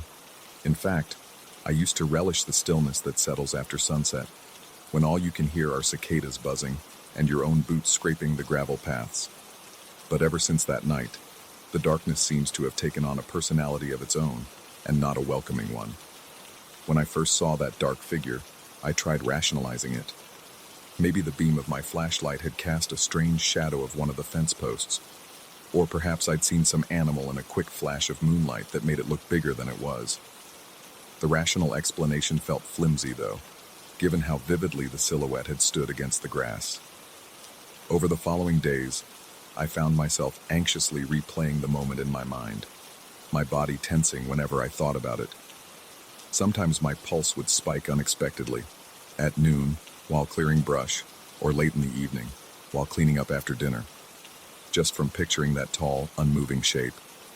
I didn't mention it to my boss at first because I didn't want to sound unprofessional, or worse, unhinged. A ranch hand is supposed to be dependable, grounded in reality.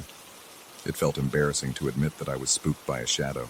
Instead, I did my best to act normal, going about my daily tasks with forced concentration, mending fences, hauling feed, driving the old pickup through the uneven dirt roads. During the day, it was easy enough to focus on the chores. But once darkness fell, my sense of peace evaporated. Each night around 2 a.m, I would take my flashlight and walk the perimeter to make sure no animals had broken loose. It's not a long walk, 20 minutes if I move at a brisk pace, but each step after midnight felt weighted by the memory of that solitary shape. The first time I went back out after the incident, my heart fluttered so badly that my breath caught in my throat. I kept the flashlight on the highest setting, sweeping the beam back and forth across the field more often than usual. My palms grew clammy against the metal handle, and I could feel a trickle of sweat running down my spine despite the chill in the air. The first few minutes went by quietly, just the usual background noises of crickets and the distant lowing of a cow. But once I approached the spot where I'd seen the silhouette, all those sounds seemed to drop away. My ears started ringing, and I half expected to see that dark figure right in front of me again. Instead, I was greeted by empty grass, bending slightly in a gentle wind. I should have felt relief, but instead, I just felt dread. As the nights passed, small details started gnawing at me. There were moments when I swore I heard footsteps behind me, slow and deliberate, matched to my own pace. The sound would stop whenever I turned around. At other times, I felt a presence, as though unseen eyes were studying me from a distance, sizing me up like I was some intruder. My heart would thump faster, my breath catching, and I'd sweep my flashlight around in a frantic circle. Of course, I never saw anything, but the discomfort lingered. My mouth would go dry, and I'd be left swallowing hard against nothing but air. On particularly windy nights, the branches from nearby trees scraped against one another, creating a low groaning noise that set my teeth on edge. Sometimes a gate would slam in the distance, or I'd hear a metallic rattle from a piece of farm equipment. These sounds were common enough, but my nerves were so frayed that every noise felt amplified, a potential sign of something far more sinister. I found myself jumping at the smallest disturbances, cursing under my breath at my own skittishness. One night, I even startled one of the older horses because I was jittery, and the sudden movement made my blood run cold. It took everything not to sprint back to the main house. Eventually, the tension became too heavy for me to carry alone. I decided to describe my experience to the ranch's caretaker in a roundabout way, without admitting my own deep unease. I tried framing it as a casual question about whether he'd seen any strange trespassers at night. He seemed puzzled, but said he wasn't aware of anyone hanging around. He mentioned that the night crew occasionally reported seeing shadows they couldn't account for, but they always chalked it up to tired eyes or illusions created by the moonlight. That conversation, brief as it was, only fueled my paranoia. If others had witnessed something similar, maybe there was more to it than imagination. Over time, my unease slipped into my daytime life as well. I would find myself spacing out, staring into the distance as though I expected that faceless silhouette to rise out of the tall grass in broad daylight. My stomach would twist uncomfortably whenever I thought about heading out for my nightly round. By the time midnight rolled around, I was a bundle of raw nerves. My legs felt weak, and my hands trembled with an embarrassing lack of composure. I'd swallow, trying to clear the dryness in my throat, reminding myself to be rational. Logically, a shape can't just appear and vanish without explanation, but logic provided little comfort when my body was convinced something was stalking me. One moonless night, things escalated to a level that left me genuinely rattled. I'd just started my perimeter check when I noticed a flicker of movement near the fence line, like a ripple in the air itself. I stopped, shining the flashlight, but there was nothing except the old wooden fence and swaying grass. As I continued, a sudden gust of wind blew so hard I had to steady myself. The animals began to stir uncomfortably, the sound of hooves shuffling and anxious snorts echoing in the darkness. My heart pounded as I scanned the area. For a split second, I thought I saw a tall shape standing behind one of the fence posts, half hidden in shadow. My lungs seized, and my breath became a ragged gasp. But when I blinked, the figure vanished, as though it had never been there at all. Desperate not to lose my nerve entirely, I pushed forward, but every muscle in my body was screaming at me to turn back. My flashlight flickered twice. My heart nearly stopped at that, the fear that the battery might die and leave me in total darkness. I whacked it against my palm and the beam steadied. That's when I heard it, a low humming sound, impossible to trace, as if it emanated from the air all around me. The vibration seemed to resonate in my chest, and I felt my pulse surge. My vision blurred at the edges, and for a moment, I thought I was going to pass out. Then it stopped as abruptly as it started. Silence returned, but now I was drenched in sweat, the cold night air biting at my damp skin. I hurried through the rest of the route, my heart hammering and my mind racing. By the time I returned to my quarters, my teeth were chattering, not from the cold, but from the wild adrenaline coursing through my veins. Sleep was nearly impossible that night. I lay awake, staring at the ceiling, my body tight with tension. My mind drifted to every haunting possibility. Was the figure something paranormal? A manifestation of guilt or fear? Or just an inexplicable phenomenon tied to that land? In the days that followed, my perception of the ranch began to shift. The once familiar paddocks and stables seemed ominous, especially at dusk when the light elongated every shadow into grotesque shapes. Even the barn, with its comforting smell of hay, felt oppressive.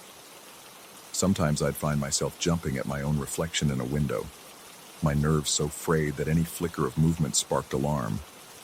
I tried to remind myself that I wasn't losing my sanity, that these experiences were real in some sense.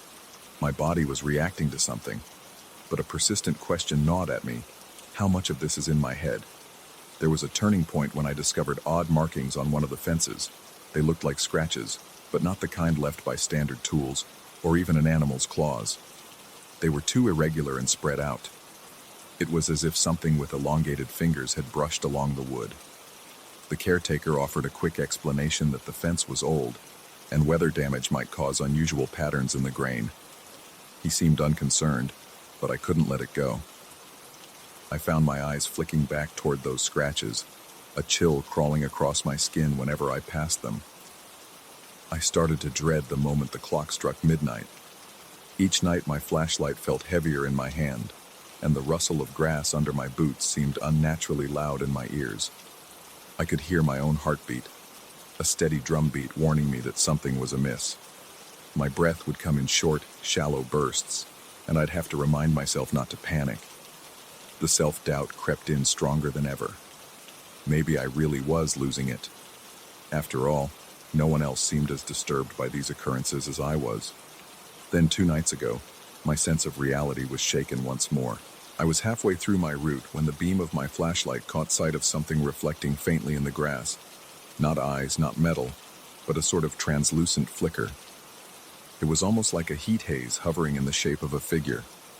It looked at least a head taller than me, and it seemed to tilt forward slightly, as though watching me. My blood turned to ice. My lungs refused to draw in air properly, and my throat constricted so tightly I could hardly swallow. I tried to call out, but my voice died in my mouth. In that moment, my head pounded with a single question. Do I run, or do I confront it? My entire body shook so violently that I could barely hold the flashlight steady. The figure, if that's what it was, remained motionless. I took one trembling step forward, feeling the wet grass squelch beneath my boots. Another step. My mouth was so dry that my lips stuck together when I tried to open them. Whatever it was, it didn't move an inch. Then a rush of cold air passed me, slicing through my clothes as if they weren't even there. For a split second, I felt as though I'd walked through a frigid barrier. The silhouette dissolved into the night, leaving me gasping and disoriented. The only sound was the frantic pounding of my heart. After that, I couldn't rationalize or brush aside what was happening. Something beyond my understanding lurked in these fields, and I had no idea if it meant me harm or if it was just a presence that defied explanation. The atmosphere around the ranch felt charged, as though the land itself carried an undercurrent of something primal and unsettling. The animals sensed it too. They had grown restless, especially at night. Even the dog that followed me sometimes on my rounds refused to leave the porch when I started my walk. Unable to shake the unnerving encounters, I decided to try something different. Last night, I brought along a handheld camcorder, thinking that if I captured footage, I could finally prove something tangible was out there, or convince myself I was hallucinating. The air was still, heavy with anticipation. My heart pounded so hard it felt like it might bruise my ribcage from the inside. With each step, I fought to control my breathing, inhaling slowly through my nose, exhaling through pursed lips. A bead of sweat trickled down my temple. The tension in my neck made it ache. I kept the camera rolling, its small green light my only companion besides the flashlight beam. At the usual spot in the field, I paused, listening. The silence was absolute, pressing in on my eardrums like I was deep underwater. My hands were clammy, and the handle of the camera felt slippery. I scanned the area with the flashlight, my muscles tensing in anticipation of that impossible silhouette. For a full minute, I saw nothing. My pulse slowed just enough for me to catch my breath. Then, at the edge of the flashlight beam, something shifted. My stomach dropped, and that old terror flooded back. I gripped the camcorder tightly, forcing my hand to remain steady. Through the viewfinder, I saw a distortion, like a haze rippling in the shape of a human figure, slightly taller and elongated. Every hair on my body stood on end. I could barely breathe, my vision tunneling as adrenaline surged through me. The shape lingered, a void that absorbed the meager light.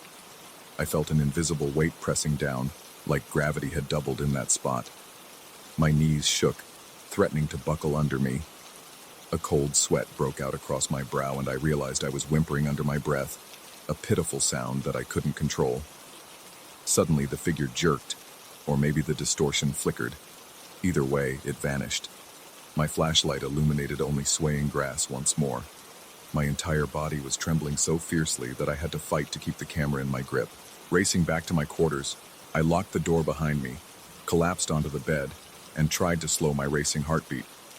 When I finally mustered the courage to check the footage, I felt my blood run cold. The camera showed the empty field, my flashlight beam dancing across it, and then for a split second the screen shimmered. It was just a faint blur, so subtle that if I hadn't been looking for it, I'd have missed it. No distinct outline, no obvious shape, but enough of a ripple to confirm I wasn't imagining things. My skin prickled with dread as I replayed the clip over and over. That ripple felt like a doorway to something beyond my comprehension. Now, as I write this, I can feel the exhaustion weighing on me. My eyes burn from lack of sleep, and my nerves are so frayed that every small sound outside makes my heart leap into my throat. But strangely, there's a kind of relief mixed in with my terror. Something is happening out there in the fields, something real, or at least real enough to be caught on camera, even if only barely. It confirms that I haven't lost my mind entirely. Yet the question remains, what do I do with this knowledge? Part of me wants to pack up my truck and drive away, leave this ranch and never look back. But the rational part of me knows that might not help. This presence could simply stay here, or worse, it might follow me. Another part of me wants answers. I want to walk out into that field one last time and demand to know why this thing is haunting my nights. There's a perverse draw to facing it, to finally seeing it up close and pushing through the fear. At the same time, the thought of deliberately seeking it out sets every nerve in my body on edge. My hands shake just imagining it. For now, I've decided not to leave. My sense of responsibility to the ranch and a morbid curiosity keep me here. I can't say I feel safe, not even during the day, but I also can't just pretend none of this happened. Tonight, I'll do my rounds again, my flashlight in one hand, camera in the other, bracing myself for whatever might appear. The fence posts will loom like silent sentinels, the grass will hiss in the wind, and I'll struggle to keep my breathing steady. I can already feel the clammy sweat pooling in my palms at the mere thought of walking toward that spot. But I'll go nonetheless. And if I see that figure again, I'll try not to run. Fear has consumed me for too many nights. Maybe the only way to break free is to confront whatever stands in the pasture, taller than me, silent and unknowable. I can't say I'm confident about the outcome. My heart races whenever I even consider the encounter. But something deep within tells me that confronting it, whatever it is, might be the only way to find any semblance of peace. Whether it's a phantom, an entity bound to this land, or a figment of my fraying psyche, I must face it. I don't know what tomorrow holds or whether I'll ever truly feel comfortable here again. Even if I never see that shape after tonight, the memory of it will remain etched into my mind, looming in the corners of my vision whenever darkness falls. But I'm determined to endure. No matter how oppressive the silence grows, no matter how violently my heart pounds, I refuse to let this presence drive me away in terror. I'll continue my rounds, camera rolling, flashlight burning a path through the dark, and maybe, just maybe, I'll uncover a truth that finally sets my nerves at ease, or a revelation so unsettling that it changes everything I thought I knew. For now, all I can do is wait for the next midnight, the tension coiling in my gut. The pasture will be there, silent and still, and I'll walk across it with that uneasy tremor in my veins. Whether I face an apparition, an alien presence, or my own madness, I'll be there. And in the back of my mind, I'll hold on to a flicker of hope that when it's over, I'll be able to stand beneath the moonlight without feeling that faint, chilling breath of something watching, something that was never meant to be part of this world, or perhaps just never meant to be understood. One thing is certain, I've stepped into a shadow I can't simply leave behind. The darkness has opened its eye, and I can't close it.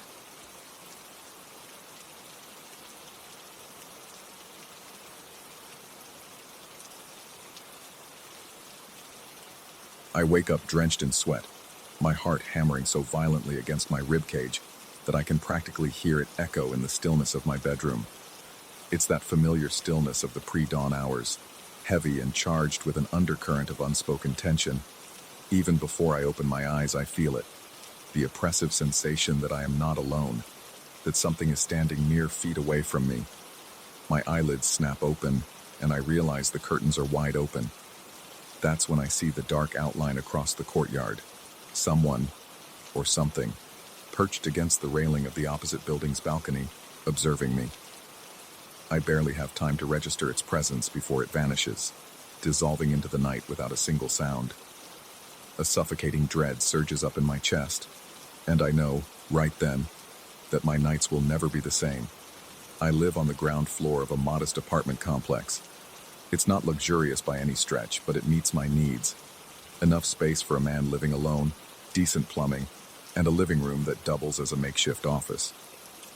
The bedroom is small but comfortable, and usually I can block out the world behind thick curtains. Privacy has always been a priority for me, especially since my window faces another residential building just across a narrow courtyard. Normally, I draw those curtains every single night before bed.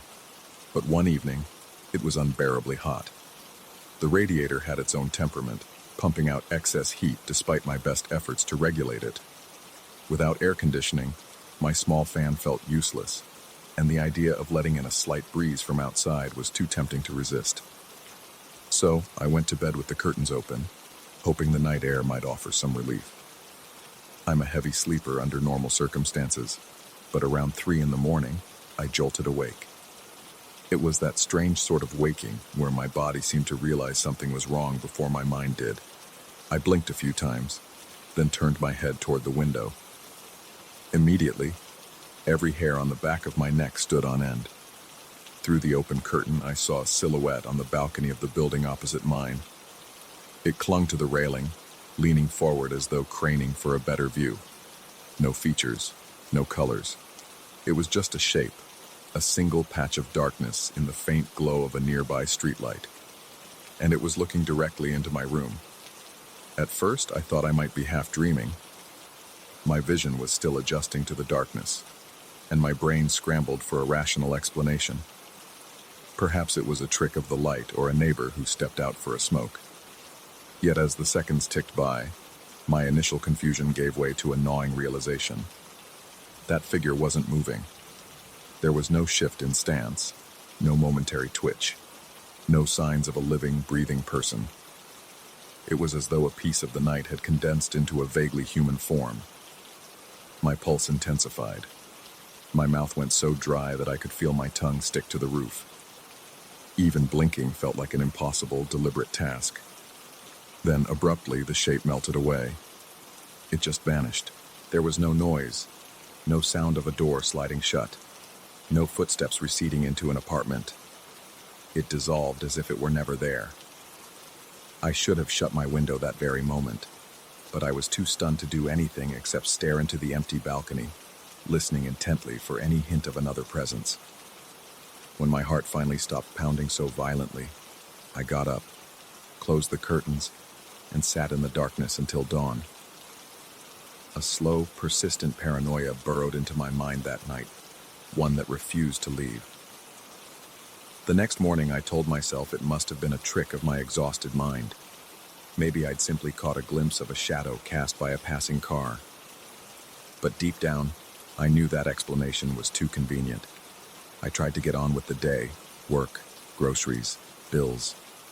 Yet an uncomfortable feeling lingered in my gut. I felt as though someone was keeping tabs on me from an unseen vantage point. It grew harder to concentrate, and I found myself glancing at the closed curtains more often than I care to admit. Every time I looked, I felt an internal chill, an anticipation of seeing that shape again. In the days that followed, I made a habit of double-checking the curtains, even during daylight hours. I rationalized it by telling myself that I wanted privacy, but in truth, I was terrified. Each night, once I ensured my window was sealed from outside eyes, I'd climb into bed and try to lull myself into sleep with calm, reasonable thoughts. I was successful for a while, until the dreams started coming. They weren't full-blown nightmares at first, just unsettling glimpses of that shape, always lurking behind the curtains in the background of some bizarre sequence. Sometimes in the dream, I'd see it through a crowd of people, or reflected in a mirror at the end of a long hallway. Then I'd wake up drenched in sweat, breathing heavily, heart hammering. My pillow would be damp, my shirt clinging to my back. Night after night, these fragments infiltrated my rest, leaving me groggy in the mornings and even more on edge.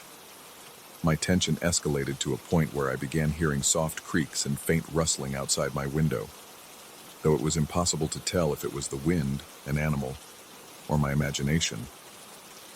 One weekend, I considered talking to my neighbor across the hall to see if they had experienced anything unusual. However, my fear of sounding like a paranoid fool kept me from doing it directly. Instead, I casually mentioned feeling unsafe at night, hoping to see if they'd volunteer anything about strange silhouettes or noises. They only commented that sometimes the old building's pipes can make groaning sounds at odd hours, or that the occasional stray cat might jump on the trash cans. No mention of anything that came close to the figure I'd seen. Time wore on, and the oppressive feeling only grew stronger. Even during the day, I noticed that if I accidentally left the curtains open, my anxiety would spike. I began to avoid going near the window altogether. Instead, I found myself pacing the living room, chewing the inside of my lip until I tasted blood, raking my fingers through my hair as I tried to rationalize the situation. More than once, I considered that I might be losing my grip on reality, that maybe this was just some manifestation of stress or a new form of insomnia-induced hallucination.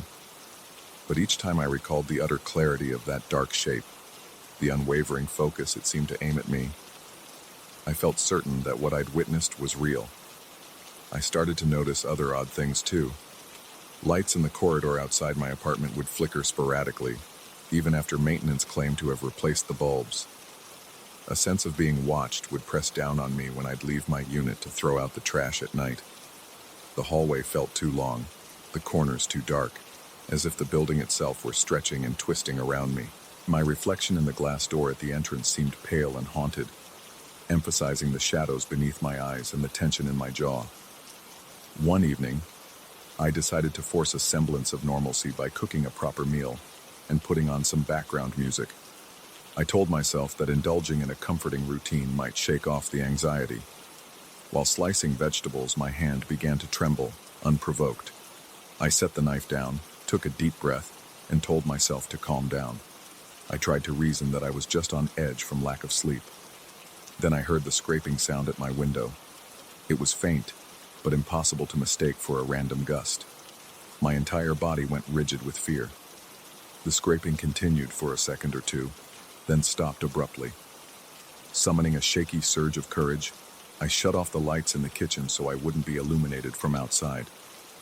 My heart pounded so hard I thought it might burst through my chest. With painstaking care, I peered around the corner of my living room, focusing on the drawn curtains. They looked undisturbed. No silhouette, no shadow. I wanted so badly to yank them open, to confirm there was nothing outside, but the memory of that shape on the balcony anchored me in place. I stood there for a long time, waiting for the scraping to resume. It never did. Eventually, I returned to the kitchen, hands trembling so badly that I nearly dropped the plate I was washing. That night, I slept with the curtains closed and the bedroom door locked, something I never used to do. My nightmares intensified. I dreamed of standing at the window, forced to watch as the same inky figure slowly approached from the building across the way. It came closer and closer without moving its legs, gliding forward until it pressed itself against the glass. I woke with a gasp, convinced I could still feel a presence only inches away from me. My hands were clammy, and my heart thudded so loudly, I worried someone else in the building might hear it. For a moment, I was too afraid to lift my eyes. The darkness in the room felt alive, like it might be swirling with intangible shapes. Finally, I summoned the courage to look at the window. The curtains were still mercifully shut, but that did little to dispel the impression that something was right on the other side, waiting. My paranoia took a downward spiral after that. Every flicker of shadow along the walls, every unidentified thump or rustle, felt like an omen. I tried self-soothing techniques, breathing exercises, herbal teas, even burning a scented candle to promote relaxation. But in quiet moments, my mind drifted back to the memory of that shape. I couldn't escape the feeling that it was prowling around, lurking near my building, waiting for a moment of weakness. I had trouble focusing on work, to the point where I started making small mistakes in my tasks. People asked if I was feeling under the weather, and I'd respond in vague terms about not sleeping well. One afternoon, I dared to look out of my bedroom window while the sun was high in the sky, thinking the daylight might offer some sense of security. I pushed aside the curtain just a crack and peered at the balcony of the opposite building. It appeared completely normal. A few potted plants, an empty chair, and a sliding glass door. I tried to imagine how something so threatening could manifest there at night without leaving any trace during the day. My sense of reason warred with my fear, but neither side truly won. I tried to talk myself into believing that everything would be fine if I just ignored it. After all, the shape hadn't physically harmed me, nor had it tried to enter my apartment, or so I kept telling myself. But the psychological toll was relentless. At times I could swear I heard faint whispering, though I could never make out any words. Other times, it felt like the walls themselves were pulsing, contracting around me as if the building had a heartbeat that matched my own frantic rhythm. As the oppressive summer heat began to subside, I found it easier to keep my windows closed tight at night. But that came with its own cost. The stagnant air in my apartment made it feel like a sealed chamber where dread could accumulate and fester. Yet I refused to crack open the curtains, even when the nights cooled down enough that a breeze would have been a blessing. My fear outweighed my discomfort. I would lie in bed, soaked in sweat, with my heart pounding in a perpetual state of alert. One evening, as I was brushing my teeth in the bathroom, I heard a faint, methodical tapping. It seemed to come from somewhere near my bedroom window. My body reacted before my mind could fully process what I was hearing. My stomach flipped, a surge of adrenaline stiffened my limbs, and my breath caught in my throat. I froze, toothbrush clutched in my shaking hand, foam dripping down my chin. The tapping was so light it was almost polite, like knuckles gently knocking against a door. But the tempo was off, each pause between taps lasting just a fraction too long, amplifying its unnatural rhythm. My mind screamed at me to ignore it, but the compulsion to check, to confirm the source of that tapping, overrode all reason. I tiptoed into the bedroom and pressed my ear against the cold wall, careful not to disturb the curtains. My pulse thundered in my ears, and for a moment I thought I might faint. The tapping continued in short bursts, then fell silent. I stood there for what felt like an eternity, listening. Slowly, ever so slowly, I eased the curtain back a few inches. Nothing was there, just the faint outline of the building across the courtyard. The balcony looked abandoned, yet as I let out a shaky breath, I noticed something that brought the dread roiling back into my chest. The reflection in the glass pane. It caught the angle of my lamp, and for the briefest second, I could have sworn a silhouette was standing right behind me in the room. I spun around, nearly tripping over my own feet. No one. My bedroom was empty. But the anxiety flooding my body was as intense as if I'd found a stranger leaning over my shoulder. That was the final straw. I decided I couldn't endure another night in that apartment without some sense of control. I put in for a few vacation days at work, hastily packed a bag, and left. I didn't have a detailed plan, just a desperation to escape that oppressive environment. I spent 3 nights in a cheap motel on the edge of town, ignoring the stale cigarette odor that clung to the dingy curtains because at least there, I felt relatively safe. When I returned to my apartment, I found everything exactly as I'd left it. But something in me had shifted. I realized that staying away forever wasn't an option. This was my home, and I had obligations. Yet I also knew I couldn't go on living in constant fear. So I devised a routine. I would burn bright lamps in every room from dusk until midnight, double-check that all doors and windows were locked, and keep the radio playing softly to fill the silence. Despite these precautions, the sensations never fully vanished. Late at night, I'd still feel an unshakable prickling across the back of my neck, or hear what I swore was a scrape on the exterior wall. But I refused to look. I refused to give that shape an audience. It's been a few weeks since I got back, and the nightmares have diminished somewhat. Still, I never open the curtains once the sun goes down. Even on suffocatingly hot nights, I let the sweat roll off my body rather than invite the slightest crack of moonlight or street lamp glow into my room. The memory of that dark figure remains at the forefront of my mind, a constant reminder that something out there, something silent and impossible, is watching. And maybe it always will be. That's the worst part. The knowledge that my fear might be feeding it, that my attempts to ignore it might only bide me time until it decides to show itself again. I can't say I've conquered the terror, but I've learned to coexist with it, in the way one might coexist with a nightmare that occasionally surfaces from the subconscious. Sometimes, in the dead of night, I still think I hear that gentle tapping against my window, a call to acknowledge its presence. And every time I feel that jolt of fear, every time my heart drums at the base of my throat, I force myself to remain still. I close my eyes and let the panic wash over me, waiting for it to recede. No matter how intense it gets, I do not look. I cling to the hope that maybe, in refusing to engage, I'm setting a boundary that it cannot cross. Yet there's a part of me that wonders if I'm just delaying the inevitable. Whenever I think about that first sighting, the midnight silhouette across the balcony, the inhuman stillness, it sends tremors through my entire body. It reminds me that sometimes the darkness can take form, silent and patient, lingering on the edge of our awareness. Maybe all it takes is one careless decision, one open curtain on a hot night, to invite it in. And once that invitation is extended, the darkness never truly leaves.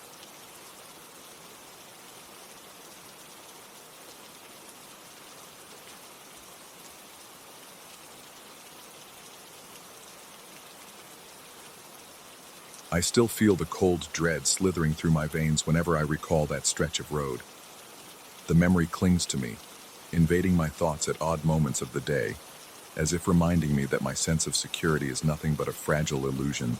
The first time I heard the rumors, I dismissed them outright, calling them local folklore or perhaps an overblown misidentification of some poor coyote or bear. But after what I experienced, I'm no longer certain of anything. The sound of the wind rustling through dry corn stalks has become a sinister reminder that some places are best left alone. I make my living as a delivery driver, traversing remote back roads that snake through farmland and dense patches of woodland. Usually my days are filled with boredom, broken only by the occasional scrape of tree branches against the top of my van, or a jolt when I take a turn too quickly on a dirt path. Nothing about the job ever felt menacing to me. At least not until I took on those routes in the late afternoon, heading to little homesteads barely marked on any map. Those were the deliveries that came with stories whispered by my coworkers, stories about a presence prowling the fringes of those isolated properties. They called it a man-beast. People spoke about a figure that was neither fully human nor fully animal, described by those who claimed to have seen it as tall, half-hunched, and impossibly swift. Some said it was covered in coarse, matted hair. Others insisted it was hairless, with pale, scabbed skin stretched taut across a distorted frame. Regardless of the details, they all concluded the same thing. It couldn't be mistaken for an ordinary human. I shrugged off every detail, chalking them up to rural superstition or a way to scare the new hires. My approach was practical. So long as the roads were passable, I would complete my run. After all, I had deliveries to make. There was one particular stretch of farmland about 40 miles from the main highway, where the fields seemed endless, and the farmhouses were separated by vast swaths of scrubby wilderness. On that day, I remember how the late afternoon sun sank behind thick clouds, painting everything in a sickly orange hue. The wind picked up, rattling the signs along the gravel road. Somewhere in the distance, a few crows cawed, and the echo made the place feel desolate. My heart thumped a little harder than usual, as though my body sensed something I wasn't yet aware of. I spotted movement at the edge of my vision while driving. A sudden shift in the tall grass made me glance out the passenger window. At first I thought it was a deer because of the height of the shape, but the way it moved was off. It seemed to dart forward in quick bursts, then freeze, as if deciding whether to stay hidden or run. For a second, it rose higher than the grass line. It was indeed tall and hunched. Before I could process what I was seeing, it dashed away so quickly that I questioned if my eyes had played a trick on me. Yet my pulse hammered in my throat, and cold sweat dampened the back of my neck. I tried to settle myself by focusing on my next delivery, some farm further down the road. The address was scrawled on a weathered piece of paper. A local dispatch clerk had warned me that the occupant, an elderly man, could be a bit eccentric. The property was deep at the end of a gravel driveway, surrounded by fields thick with wild brush. By the time I arrived, the sky was an angry bruise of purple and gray. The sun was barely visible behind those clouds, giving me the uneasy sense that darkness would fall faster than usual. As I parked, I noticed how unnervingly quiet everything was. No birds, no crickets, not even the distant hum of farm machinery. Only the whistle of the wind through the tall grass. I took the package from the passenger seat and approached the old wooden door. The boards of the porch groaned under my boots, creating sharp squeaks that cut through the silence. The house itself smelled faintly of dampness and rotting timber. When I knocked, it felt as though the noise carried for miles around. The old man who answered looked weary, as if he'd been keeping an anxious vigil by the window. He barely spoke, yet his eyes darted toward the yard behind me. I quickly explained I had a package for him and handed it over. In a low, trembling tone, he told me he had seen the thing again, skulking near his back fence an hour ago. He warned me not to linger, murmuring that once twilight hit, the creature grew bolder. I remember standing there, my heart thudding, as he peered past me at the landscape. He didn't say much else directly, but I could feel his terror. It hung on him like a heavy coat. Through the doorway, I saw he had placed wooden planks across the windows. No direct dialogue was needed for me to understand this was a man prepared for something he considered a genuine threat. The tension in my chest coiled tighter, and I could almost taste the dryness on my tongue. I wanted to tell myself it was just a tall tale, but my arms prickled with goosebumps. When I returned to my van, I realized the wind had died down, leaving an unsettling hush. The only sound was my own breathing as I tried to steady it. My palms were sweaty, sticking to the steering wheel. The old man stood at his window, peering out, that same worried expression etched into his features. I placed the key in the ignition, and the engine's roar seemed jarringly loud in the silence. As I navigated back to the main gravel road, the sun dipped behind the horizon with startling speed. The headlights flicked on automatically, illuminating the narrow path that cut between tall rows of grass and overgrown trees. The shapes of the branches overhead formed a twisting tunnel, and every now and then, one would scratch along the top of my van, sending jolts of tension through my body. My heart pounded in time with the flickering light from the dashboard. I could feel an unsettling awareness crawling up my neck, like I was being watched from just beyond the reach of my headlights. Then, about a mile from the main intersection, I caught movement again. Something dashed across the beam of my right headlight. For a brief second, the shape appeared human-like in its gait, yet it seemed to use both arms and legs as it scampered across the road. Its sheer speed made my breath catch in my throat. I hit the brakes, tires skidding and sending gravel flying. My entire body tensed. I realized the shape had disappeared into the thick brush. My heart was hammering so wildly that I could feel it pulsing in my ears, and a wave of nausea accompanied the fear. I tried to calm myself, but my fingers shook so hard on the steering wheel that I almost turned off the engine by mistake. Despite the primal urge to get the hell out of there, I also felt a reckless curiosity urging me to see if maybe it was a wild animal or a trick of the light. I peered through the open side window, the interior cabin lamp casting just enough glow to see the edge of the brush. I heard faint rustling, as though something was creeping around just out of sight. A chill ran up my spine, and a bead of cold sweat slipped down my temple. My whole body told me to leave, so I pressed the gas, forcing the van forward, feeling the tires slide again on the loose gravel until I regained control. By the time I reached the main asphalt road, full night had fallen. The moon was just a sliver, casting an anemic glow over the fields. I kept driving, convinced I would calm down once I was on a well-lit highway. But at every turn, I felt the weight of unseen eyes on me. The wind started again, howling across the empty fields in a low, mournful tone. My breath sounded ragged in my ears as tension clawed at my gut. Even though there was no logical reason for me to feel such paranoia, the sense of being followed persisted. When I finally returned to the distribution center, I saw that only a handful of vehicles were still parked there. Most of my coworkers had already clocked out. The flickering overhead lamps in the lot did little to reassure me as I walked from the van to the office door. I felt jumpy, every tiny noise setting off alarm bells in my mind. A distant clang of metal caused me to spin around, heart pounding against my ribs, only to discover a loose sheet of aluminum rattling in the wind. My legs trembled with leftover adrenaline, but I tried to compose myself before heading in to finish the paperwork. Inside, the building felt deserted. The fluorescent lights buzzed overhead, casting harsh shadows that moved whenever I shifted. I set my clipboard down and tried to write my final notes, but I couldn't stop my hands from shaking. Each heartbeat felt like a hammer. Each inhale made my head spin. A coworker briefly poked his head out of a back room to ask if I was okay, noticing my ashen complexion. I just mumbled something about being tired and quickly turned away. The last thing I wanted was to explain this bizarre experience. I wasn't sure anyone would believe me, or worse, maybe they would laugh and insist I was imagining things. For the next few days, I avoided that route, trading shifts with anyone willing to make an extra buck for gas. But the memory wouldn't loosen its grip. I found myself waking up in the middle of the night, heart hammering, convinced I could hear scraping at the window or a low growl outside my bedroom door. No matter how much I told myself it was in my head, the feeling of being watched clung to me. I dreamed about that hunched figure darting among the tall grass, and each time in my dreams, it would stop and turn to lock its gaze with mine.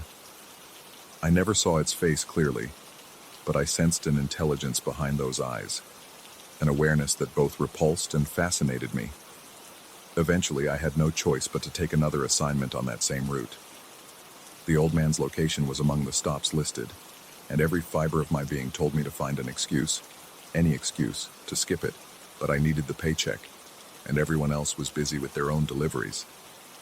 So I set out again in the late afternoon, carrying the same uneasy knot in my stomach. The sky was overcast, threatening rain. The roads were muddy, making each turn precarious. As I approached the area where I had seen that shape before, my muscles tightened, and my breathing grew shallow. I kept my eyes on the fields, looking for any sign of movement.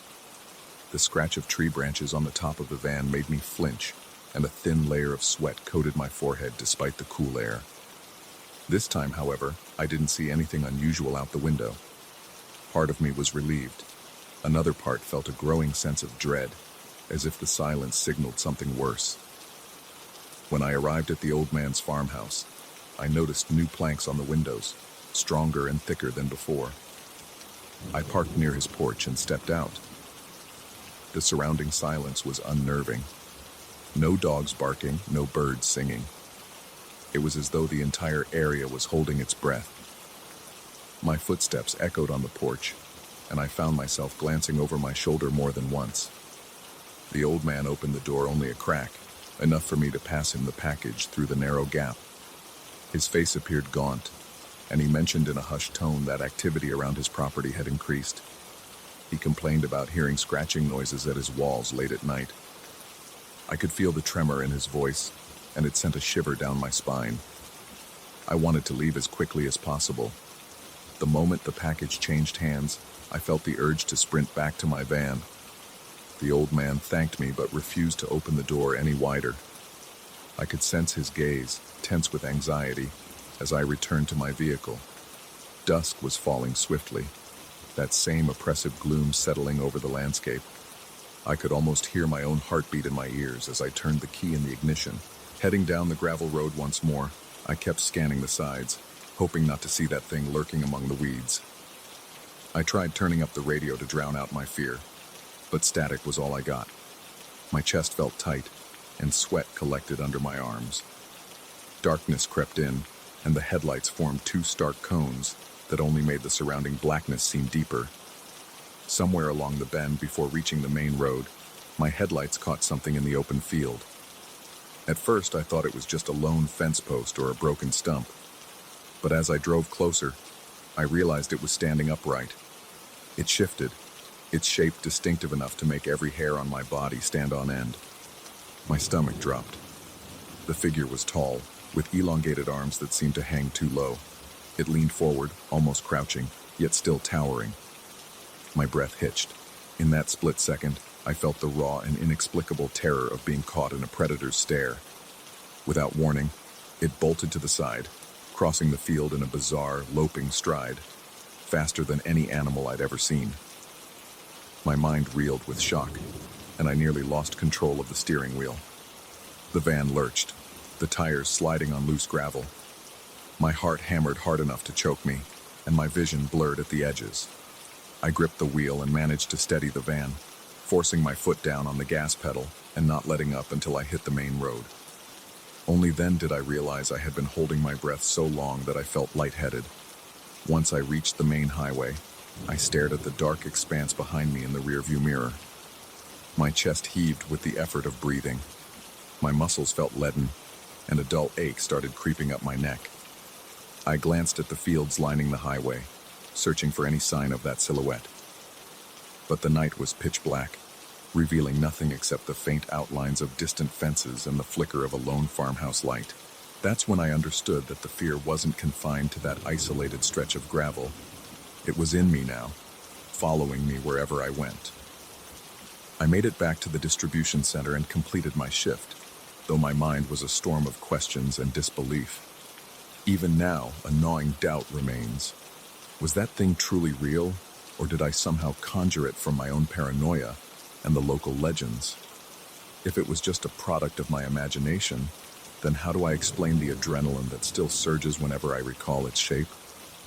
How do I explain the goosebumps and the metallic taste of fear at the back of my tongue? One thing I know for sure, I have no intention of returning there at night.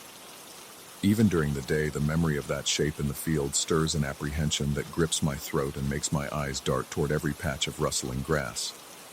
The local tales might be superstition, or perhaps they're based on something beyond our understanding. Regardless, my role is simple: deliver the packages and leave before the shadows grow too long. I've learned there are places where dusk brings more than just the absence of sunlight. Sometimes it awakens something that shouldn't be disturbed.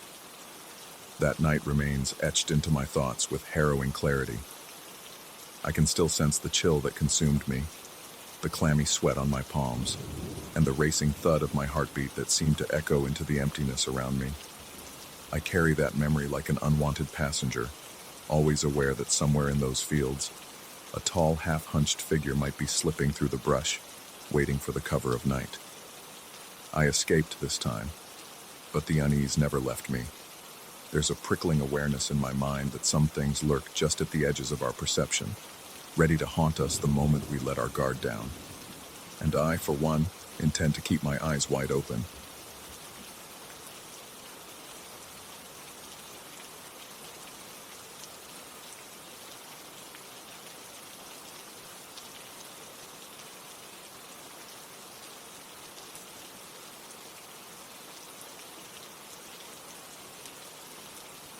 I first noticed the silence. It was a quiet that pressed itself against my ears, tighter than usual, like a thick fog crawling under the door. Before that night, I had never thought of a parking garage as a place that could be unsettling. Typically, it was just a large concrete structure with numbered lanes and humming fluorescent lights. But something felt off when I stepped into the surveillance room that evening. A sense of intrusion, as if the darkness outside had crept in and settled among the monitors, whispering for me to pay attention. My job was straightforward: keep an eye on the security cameras overseeing the parking lot and the connecting paths to the commercial center. I had done this for months with little excitement beyond the occasional fender bender or lost driver. The electronic gates at the entrance always logged whoever came in and out, so everything was usually predictable. Yet several weeks ago, I had stumbled upon footage that shattered my sense of routine. I remember the exact timestamp, 2:13 a.m. The camera feed showed a dimly lit row of parked cars. Suddenly, a silhouette slid into view, creeping between the vehicles in an unnaturally smooth motion. It was so quick that I thought it might be some trick of the light. The figure had no clear features, no distinct clothing, and it moved like a ripple across water. Subtle, yet disturbingly fluid. I replayed that clip again and again, trying to rationalize it. Could it have been a trick of the camera lens, a small glitch, maybe a shadow cast by a passing car on the main road? The problem was that no car passed by at that moment, not on the footage from the outside gate, not on the other angles. Additionally, our electronic entrance system had not registered anyone entering. There were no audible alarms. Nothing. I was left staring at that specter-like form on the screen, goosebumps prickling my arms despite the warmth of the control room. The next night, as I reviewed the previous evening's recordings, I kept searching for that silhouette. Part of me hoped it was a one-time anomaly, a corrupted file, or a fleeting camera glitch. But as I scrubbed through hours of dull footage, empty corridors, the occasional stray cat wandering near the dumpsters, a couple of maintenance workers finishing late, I found nothing. The lot was vacant and still. Tension tightened in my chest, like I was bracing for an unpleasant surprise that never came. My gut told me something was lurking in those frames, just beyond my ability to see, but there was no evidence to support that feeling. Several days passed in similar fashion, and I tried to forget about that fleeting shadow. Then curiosity got the better of me. One night, after my shift ended, I lingered in the parking lot, waiting for a moment when the place was almost deserted. That was around 2 a.m. The overhead lamps made long, gloomy corridors of light between the parked cars, and the air smelled faintly of stale exhaust fumes. My footsteps were loud on the concrete floor, each echo amplifying the stillness around me. I scanned row after row, trying not to spook myself with my own paranoia. Nothing seemed out of the ordinary, no unusual shapes or figures, no hidden corners that could conceal an intruder. But I couldn't shake the feeling that I was being watched. My hair stood on end, and a trickle of cold sweat ran down my back. I chalked it up to my imagination and left, uneasy but without evidence of anything amiss. Then it happened again. Reviewing the footage a few nights later, I saw the silhouette once more. Different camera, different angle, but the same fluid glide between the cars at almost the exact same time. 2:13 a.m. The shape was slightly more defined than before, or perhaps I just knew what to look for. It seemed tall, lean, and disturbingly fast. My breath caught in my throat when I realized it paused momentarily at the edge of the camera's field of view, as if aware it was being watched. Then within half a second, it had disappeared behind a vehicle. Frantically, I checked the adjacent camera angles to see if it reappeared elsewhere, but it was gone. The gate record showed nothing. Once again, no alarms, no motion sensors triggered, nothing. The only proof of its presence was the 15-second clip. I confided in a colleague the next day, trying to keep my voice steady. He admitted he had seen something odd the previous month while doing a routine patrol. He said it looked like a blur that vanished behind a pillar, but he couldn't confirm what it was. He never told anyone because he was afraid it would sound too strange and might jeopardize his credibility. His admission left me with a deep pit in my stomach. Up until that point, I had held on to the hope that what I saw was just a personal misunderstanding. Knowing that someone else had witnessed a similar phenomenon made it all too real. That same night, I decided to walk the parking lot at 2:13 a.m., precisely when the silhouette had appeared on the screen.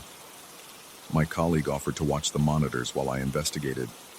I remember the fluorescent lights overhead buzzing in sync with my accelerating pulse as I navigated the spaces. Every step felt heavier, as though the concrete were pulling me down. My breathing was unsteady, and I found myself wiping my clammy palms on my pants more times than I'd like to admit. Even though the space was huge and well lit, it felt suffocating. The usual background hum of the ventilation system seemed amplified, resonating in my chest. I spotted a movement near the far end of the lot, barely visible. My heart rate skyrocketed. It happened so fast, just a flicker of motion between two parked cars. I rushed in that direction, my shoes scuffing the floor in a frantic dash, half expecting some trespasser to bolt out from behind a vehicle. When I reached the spot, however, there was nothing. No footprints, no signs of someone ducking out of sight. The air felt cold, and an inexplicable chill crawled up my spine. I paced between the cars, shining my flashlight into every nook and cranny.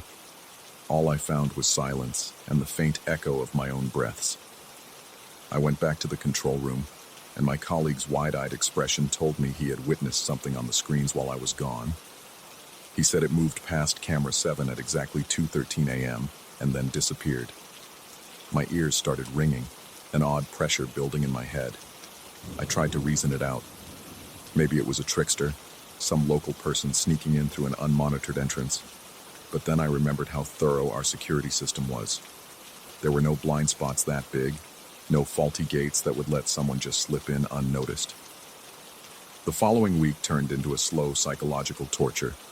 I began dreading that specific time of night. Every time the clock neared 2 a.m., my palms would sweat and I would feel my throat go dry. My mind conjured all sorts of possibilities: an otherworldly entity, a glitch in the system, or my own mental breakdown. I realized how few times I had questioned my environment before, how I had always assumed that security cameras told the whole story and that the gates captured every entry. Now I felt the ground beneath my feet start to shift.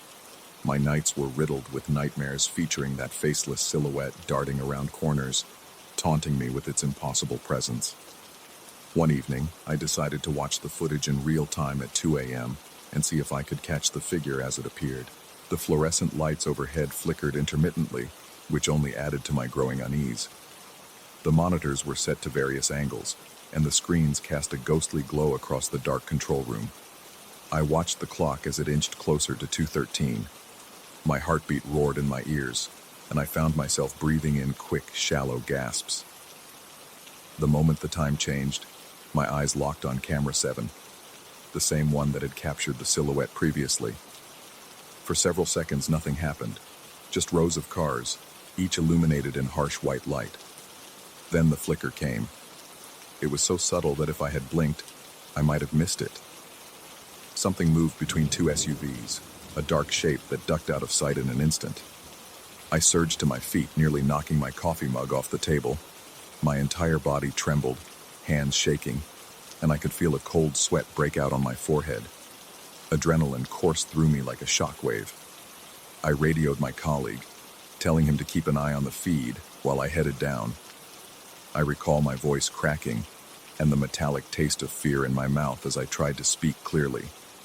I took the staircase leading to the parking level at a run, skipping steps, ignoring the burn in my legs. I felt compelled to confront whatever was out there. The air smelled stale and metallic, and my ears picked up every drip of water from leaky pipes. My flashlight's beam cut through the dim corridor as I approached the section where camera 7 was aimed. My breathing turned ragged, and I could almost feel the blood pounding in my temples. Once I arrived, I found only stillness. A sense of dread coiled in my stomach. I carefully checked behind each car, opening my senses to any small detail. Scuffled footprints, dislodged debris, anything that could validate what I'd seen. The overhead fluorescent lights kept buzzing, forming an uneasy soundtrack to my search. Time seemed to stretch, and every second felt like a minute. Sweat trickled down the side of my face, and my pulse refused to settle. But again, there was nobody hiding in that row, no sign of forced entry or tampering with the cameras. It was as if the figure had melted into the concrete. Over the next few nights, I became increasingly certain something beyond the normal scope of explanation was at play.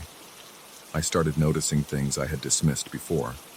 The occasional flicker in corner of the lot cameras, a faint scraping noise that seemed to reverberate in the distant corners of the structure, an unexplained drop in temperature around specific spots. I tested the heating systems and double-checked the building's air circulation. Everything was in order. There was no logical reason for those localized cold patches. The suspicion that I was either losing my grip on reality or stumbling into something supernatural gnawed at my sanity. My body reacted to every flickering shadow like an impending threat. My skin prickling, my breath catching, heart hammering relentlessly inside my chest. The paranoia seeped into my daily routine. In the morning, I'd find myself scanning random parking lots, searching for a glimpse of that silhouette out of habit. My reflection in store windows looked gaunt, the dark circles under my eyes a testament to my restless nights. Thoughts swirled in my mind about what the figure could be. Each hypothesis felt more unsettling than the last. I avoided telling anyone else aside from my colleague, worried about sounding delusional. Even he had started to grow distant, as if discussing it too much would invite unwanted attention from whatever force lingered in the dark. Eventually, I tried a different tactic. I set up a hidden secondary camera near camera 7, angling it so that I could see the area from two perspectives. If there was a blind spot, I wanted to eliminate it. Then around 2 a.m., I stationed myself one level above, looking down through the open central space of the garage. From that vantage point, I could see the tops of cars and some of the aisles. The tension in my chest was almost unbearable. My palms were so sweaty I could barely hold my flashlight. and every inch of my skin felt electric, anticipating the slightest movement.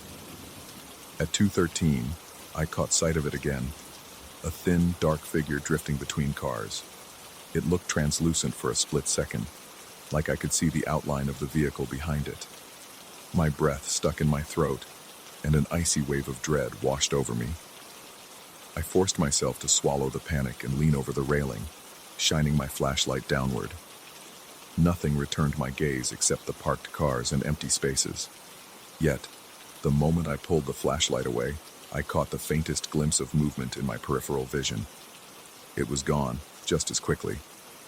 I stood there, body rigid, heart pounding. The sound of my own pulse drummed in my ears, a deafening rhythm that nearly drowned out rational thought. After what felt like an eternity, I descended the steps, determined to confront the emptiness if that was all there was.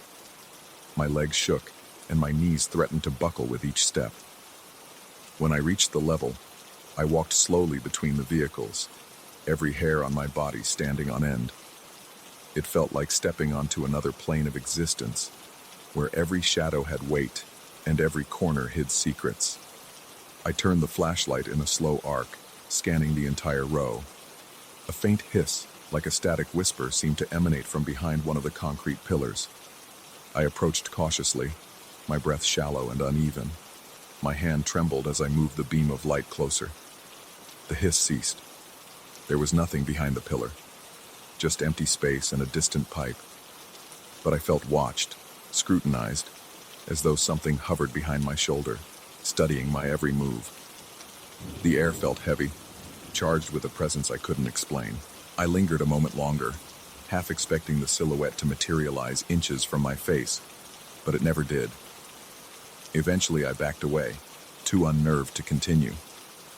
I returned to the control room, where I found that the secondary camera had indeed recorded something, a shifting, faint outline that passed across the screen, then vanished. It left no conclusive shape, just a ripple of distortion in the pixels. By that point, my heart felt like it had gone 12 rounds in a boxing match, and sweat clung to my skin. I tried to piece together a rational explanation. Perhaps an optical illusion caused by the camera's night mode, maybe a reflection or refraction from a passing vehicle's headlights. But the gate log still showed no entries or exits, and we had tested the equipment thoroughly. Whatever haunted that garage, it seemed to exist outside our usual rules of identification. I decided enough was enough. I wrote a detailed report for the facility's management, avoiding any words that might suggest the supernatural. I framed it as a potential security breach, a trespasser skillful enough to evade detection.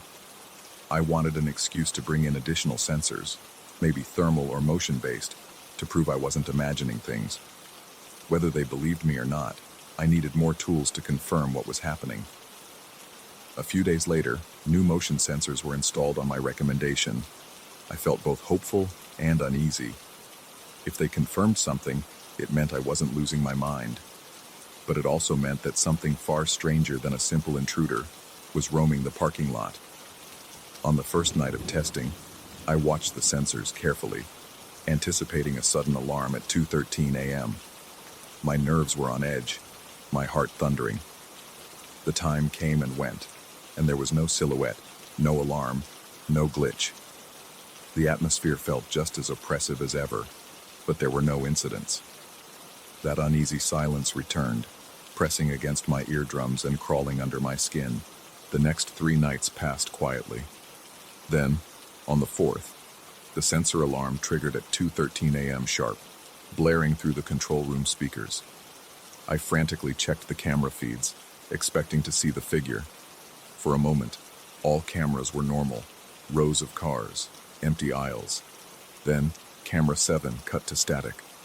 My gut twisted and sweat beaded on my forehead. When the feed returned after a few seconds, a faint shape stood in the middle of the aisle, facing the camera. I couldn't make out a face, just a dark outline. It held still for the briefest moment, as if acknowledging my watchful eyes. Then it pivoted into the shadows, disappearing completely. I rushed out again, determination overriding my fear. The corridor stank of anxiety and stale air, and my footsteps echoed like hammer blows. When I reached the aisle, there was no one. Yet the sensor's flashing light near the entrance indicated a presence had been detected. My mind raced with questions, but I had no immediate answers. My entire body felt cold and clammy, as if I had just come down with a fever. I checked behind every car in that row, my breathing ragged, heart pounding, each second amplifying the eerie emptiness. Ultimately, I left the parking lot that night feeling more uneasy than ever. I had hoped the sensors would solve the mystery, but all they did was confirm something existed, something that refused to be easily captured or identified. Even now, the memory of those silent, watchful moments clenches my stomach like a vice. Every night I work, I feel the tension coil up inside me as the clock nears 2 a.m. The slightest flicker of light or unexpected sound sets my nerves on edge, and I can't help but question my own sanity whenever I catch another glimpse of that impossible shape dancing among the cars. I don't know if I'll ever have definitive answers. The silhouette hasn't harmed anyone, at least as far as I can tell, and it appears only briefly, as if tethered to that one moment in time. Yet, its presence suggests a reality I was never prepared to face. It has become a nightly ritual. Watch the clock, brace for that jolt of alarm, hope that this time the figure remains absent. And when it inevitably appears, or when I sense it lurking just out of sight, a surge of dread grips me, feeding the paranoia that maybe what I see is more than a mere trespasser. I feel scrutinized, almost chosen in some twisted way. It leaves me wondering if the parking lot is truly safe, or if it has become a doorway to something else entirely. Even after implementing every security measure, I remain unsettled. My colleagues refuse to discuss it beyond vague acknowledgments that strange things happen at night. I can't say for sure whether it's supernatural, a glitch in reality, or a figment of collective fear. All I know is that every time I sit before those monitors, a part of me anticipates that silhouette's return. I can sense the static in the air long before the cameras reveal it. I brace myself for that icy chill to crawl up my spine, for my heart to pound like a drum in my chest, for the creeping realization that the figure defies every form of logic I cling to. Perhaps that is its true terror. It resides at the edge of our comprehension, a silent reminder that some doors, once noticed, can never be fully shut. And so I persist. I arrive each night with a mix of dread and determination, scanning each grainy feed, waiting for the moment the lights flicker and the uninvited shape slips into view. I don't know if one day it will reveal more of itself, or if I will gather the courage to confront it properly. But as long as I remain here, I will be watching those screens, heart thrumming in my chest, wondering if I'm catching a glimpse of some impossible truth lurking between the parked cars. My only certainty is this lingering disquiet, a sensation that clings to me long after I leave, following me home, filling my dreams with unseen shapes and flickering lights. I lock my door, yet the feeling remains that something is still watching, and perhaps it always will.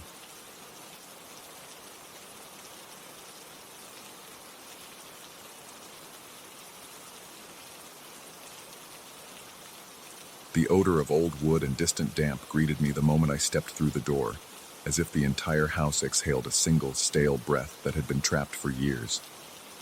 Pale light seeped through dusty windows, barely illuminating the corridor ahead. Every step I took seemed to stir something ancient, like the echo of a secret best left unspoken. I remember feeling my skin tighten with apprehension. Even before I set foot in the basement, I had the distinct impression that this place was alive in ways it shouldn't be. I'm not the kind of person who believes in ghosts or thinks every creaking floorboard signals the presence of something unearthly. Yet, the day I agreed to help my aunt clear out her house was the day that changed my perspective forever. She had mentioned in passing that she planned on moving and needed some help sorting through old belongings. I came prepared for the usual: boxes of outdated clothes, obsolete kitchen gadgets, and stacks of yellowed magazines. Instead, I discovered something that made every hair on the back of my neck stand on end. I had begun that morning by hauling furniture from the living room to the garage. The house was large, built sometime in the early 20th century. and it had an air of quiet grandeur mixed with slow decay. The more I moved around, the more I noticed the subtle signs of neglect. Water-stained wallpaper curling at the edges, spidery cracks running across the ceiling, carpets worn thin, yet there was an undeniable warmth in the living room from the wide bay window that let in the morning sun. For a brief moment, I almost convinced myself that the uneasy chill in my chest was nothing more than fatigue from too many trips up and down the stairs. That was before I found the door to the basement. It was hidden behind a tall oak bookshelf in a small study at the far end of the hallway. My aunt, slightly embarrassed, had remarked earlier that the basement wasn't in the best condition, and that I might want to skip it for now. But curiosity got the better of me. After moving the bookshelf, I saw the door, a heavy wooden slab with iron hinges. It creaked loudly when I pulled it open, and a gust of musty air enveloped me as if I were opening a tomb. My heart thumped heavily in my chest. The basement steps descended into darkness. I fumbled for a light switch near the doorway, finding a small chain that dangled from the overhead fixture. My yank on the chain produced a weak glow, barely enough to distinguish the edges of the stairs. Each step downward was accompanied by the steady pounding of my heartbeat and a sense that I was crossing some invisible boundary. At the bottom, the single bulb flickered, casting long shadows that undulated on the walls. I saw rows of wooden beams, stacked boxes, and old furniture covered in sheets. My breath caught in my throat when I spotted a large trunk at the far corner. The trunk was partially covered in cobwebs, and it looked older than anything else in the room. Without thinking too much, I trudged across the floor, the boards groaning ominously under my weight. I wiped the cobwebs aside and opened the trunk. At first, I saw only moth-eaten blankets and some weathered notebooks. Then I found it, a thick, leather-bound volume that stood out immediately from the rest. Its cover was cracked and smelled faintly of something bitter and unidentifiable. My heart fluttered. The edges of the pages were yellowed, and I could see handwritten notes and clippings glued inside. Intrigued, I flipped through the first few pages. The handwriting varied from neat cursive to frenzied scrawl. Some pages contained rough sketches of symbols I did not recognize, geometric shapes intertwined with vaguely organic patterns. Others described details of rituals, referencing a so-called visitor that was supposedly drawn to the house through candlelight and offerings. One entry mentioned lighting black candles in precise arrangements, leaving small tokens, coins, feathers, and sometimes personal objects on the windowsill. The writer insisted that after repeated attempts, a distant noise could be heard at night, like something tapping from within the walls. A particularly unsettling passage described shadows slipping past the corner of vision and an overwhelming sense of being watched. Words like whispering and scratching recurred frequently. My heartbeat thundered as I read, my breathing shallow as if the basement air had thinned. By the time I finished skimming several pages, I felt as if something had shifted in the room. A claustrophobic heaviness settled over me, as though the basement were suddenly more confined. My skin felt clammy. Then I heard a distinct crack. It echoed from the far side of the basement, not like a typical house settling, but sharper, like a deliberate knock on a hollow surface. My mouth went dry. For a moment I stood perfectly still, straining my ears to determine if it was just my imagination. Another crack followed, this time from behind one of the support beams. I felt a cold sweat trickle down my back. I placed the book back in the trunk, hoping that would quell the strange intensity in the air. My pulse was roaring in my ears. A wave of nervousness surged through me, urging me to leave the basement immediately. I obliged, all but running up the creaky steps. I flicked off the light switch and pulled the door shut behind me, noticing that my hands were trembling so badly I could hardly grip the doorknob. I tried to steady my breathing. My aunt was in another part of the house, and I didn't have the courage to mention what I'd discovered yet. I wasn't even sure how to explain something so bizarre. Over the next few hours, I busied myself with smaller tasks, sorting papers in the study, organizing kitchen utensils, and stacking boxes by the front door. However, no matter how much I tried to distract myself, I kept picturing those passages about the visitor. I kept hearing those knocks in my memory, repeating like a distress signal. My eyes wandered toward the basement door more than once, half expecting it to open on its own. At one point, I recalled a snippet my aunt had told me. She had inherited the house from a distant relative years ago, and it had stayed vacant for some time. I wondered if that relative had kept that strange book. The thought made my stomach churn uneasily. Eventually, I decided to leave for the day. The moment I stepped outside, I gulped in the fresh air. It felt like surfacing after being underwater too long. My legs felt shaky as I walked to my car. I reassured my aunt that I'd come back in a few days to continue helping. She seemed grateful but didn't probe about what I had done in the basement. That night, I had the first dream. I found myself in a dark corridor, the walls covered in scribbled pages. They seemed to move, as if the lines were creeping across the paper. I recognized the symbols from the book, swirling in a frantic dance. Then came the sound, a sharp series of clicks, identical to those I'd heard in the basement, growing louder and louder until I jolted awake. My heart was hammering. I was drenched in sweat, ears ringing.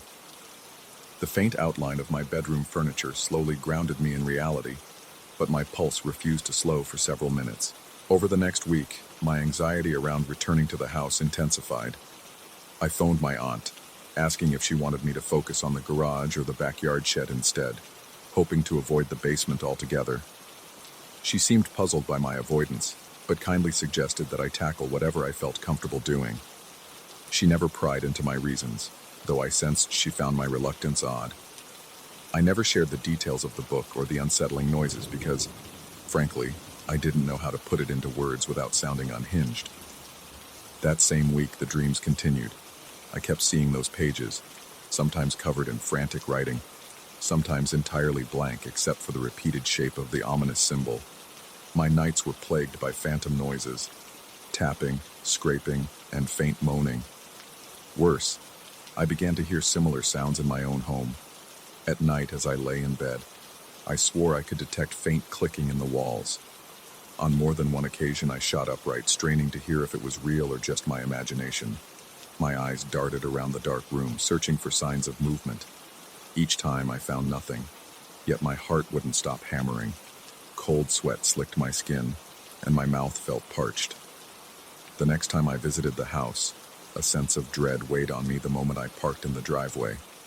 My aunt had told me I could find some cleaning supplies in the hallway closet, and I forced myself to gather them. As I was walking toward the living room, I noticed something that made my stomach twist, a faint mark on the wallpaper near the basement door. It looked like one of the symbols from the book, drawn lightly with what might have been charcoal or pencil. My pulse quickened. The mark was small and looked as though someone had tried to rub it off, leaving a smudge. I felt compelled to touch it, though the moment my fingers brushed the discolored wallpaper, a chill ran up my arm. I recoiled, heart hammering. All day I was keenly aware of the basement door's presence, the way it seemed to loom at the end of the corridor no matter where I stood. The floorboards creaked under my feet, and the house felt uncomfortably silent, as if it were listening. A few times I heard soft knocks echoing from beneath the floor, each one sending a bolt of adrenaline through my veins. My breathing came faster. Muscles tensed so severely that my neck and shoulders ached. Every shadow in the corners of the rooms seemed darker than it should have been. I kept imagining a silhouette creeping just out of sight. By late afternoon, the oppressive atmosphere became too much. My legs felt rubbery, and my fingers trembled every time I tried to grip something. I told my aunt I needed some air. She gave me a concerned nod, but didn't press for details. I paced on the porch, my head swimming with a mix of fear and self-doubt. I found myself questioning my sanity, wondering whether the nightmares and the sounds were conjurations of my own mind. Yet deep down, a prickling sensation told me they were connected to that leather-bound tome. Something about reading those lines, seeing those symbols, had opened a door. It felt like the house had awakened to my presence. Later, she mentioned indirectly that a distant relative had been obsessed with arcane folklore and rituals to communicate with unseen entities. I listened silently, my chest tightening. She seemed to recall that this relative had collected odd books, though she offered no further detail. Her tone suggested it was a touchy subject. I recalled every unnerving word I'd read in that basement, and wondered if that relative had actually succeeded in making contact with whatever presence hovered in those pages. That evening, I left the house and drove home under a crimson sunset. The sky looked like it was on fire, and I felt as though the day had drained all the warmth from my body. The next few nights were a blur of restless sleep and anxious awakenings. I'd hear a tap on the wall in my bedroom, then flick on the light to discover only silence. My heart's frantic pounding would leave me breathless, a metallic taste in my mouth. Sweat dampened my shirt, and I'd lie awake for hours, scanning the shadows for any flicker of movement. Eventually, I decided I needed to confront this fear head-on. It felt like the only way to break the cycle. I drove back to my aunt's place early one morning, determined to go down to the basement and take that book out of the house. My plan was to examine it further somewhere else, maybe under daylight in a public space, hoping that would dispel its looming presence. When I arrived, the house was eerily still. I found the basement door slightly ajar. My heart jumped into my throat. The light inside was off, so I switched on the bulb, stepping carefully down the creaking staircase. At first, the basement looked the same, dust motes swirling, old furniture draped in sheets, and an ancient chill. But the trunk was open. My pulse soared as I saw the leather-bound diary resting on top of the folded blankets, as if waiting for me. I approached slowly, my breath shallow. The air felt electric, a tingling static that raised the hairs on my arms. Each step brought a new wave of goosebumps. I reached out, fingers trembling, and lifted the book. The second I touched it, I heard a sharp crack from the ceiling beams. My stomach clenched. Another knock from the far wall. I spun around, heart pounding so hard it felt like it might burst. The corners of my vision seemed to ripple as though I were peering through heat waves. I forced myself to breathe, mouth so dry I could barely swallow. A part of me expected to see a shadow move across the wall. Instead, I saw something even more disconcerting. Faint lines etched into the wood, forming one of those unfamiliar symbols. My vision swam, and I stumbled back. A surge of panic coursed through me. I clutched the book against my chest and hurried up the stairs, not daring to look behind me. The moment I reached the main floor, I slammed the basement door shut. My body shook, and I realized I was bathed in cold sweat. My aunt wasn't home, so I left a note explaining I had done what I could for the day and that I'd be in touch soon. Without looking back, I left the house and sped away, the book on the passenger seat feeling like a lead weight. That night, I made a decision. I drove out to a nearby stretch of abandoned fields, far from any homes. I took the book with me, planning to burn it. But when I arrived under the moonlight, I felt an inexplicable wave of dread, as though some invisible force hovered nearby, urging me not to proceed. My hand shook so badly that I nearly dropped my lighter. I stood there for what felt like an eternity, gazing at the book, my mind racing with memories of those crackling noises, the nerve-shredding dreams, the creeping shadows. My heart pounded, sweat trickled down my temple. In the end, I couldn't bring myself to light the flame. A deep, unshakable intuition told me that destroying the book might not free me. It could even make matters worse, as if it would sever whatever tenuous barrier remained. I finally decided to drive home, the book tucked away in my trunk. Ever since, I've lived with the unsettling awareness that something lingers, a presence just out of sight. My nights remain restless. The tapping occasionally returns, distant yet persistent. Some mornings, I wake with echoes of scribbled lines swirling in my mind, and I recall the suffocating weight of that basement air. I've grown more watchful, skittish around old houses and dark corners. Every so often, I feel a prickling at the back of my neck, as if unseen eyes follow me wherever I go. I never told my aunt the full story, nor did I mention that the book left her house with me. Part of me wonders if she suspected it anyway. She eventually sold the property and moved on. I try not to think about the new owners or whether they'll sense that same uneasy presence. I can only hope the house will remain quiet for them, that the visitor, if it was ever truly there, remains locked away in those pages. But on nights when the wind rattles the windows and the darkness seems thicker than usual, I still hear it. That faint series of cracks, like knuckles on the wood, as if something is reminding me it's still here, waiting, unseen but ever present. And no matter how long I keep the book hidden, no matter how many times I try to convince myself that none of this is real, I cannot shake the feeling that I have invited something into my life that will never entirely leave. Even now, when I lie awake, I feel a subtle pressure in the air, a silent expectation. My pulse quickens, my breath turns shallow, and I sense it, lurking just beyond the threshold of my vision. Yet I do not dare to look for it. The truth is, I'm too afraid of what I might see.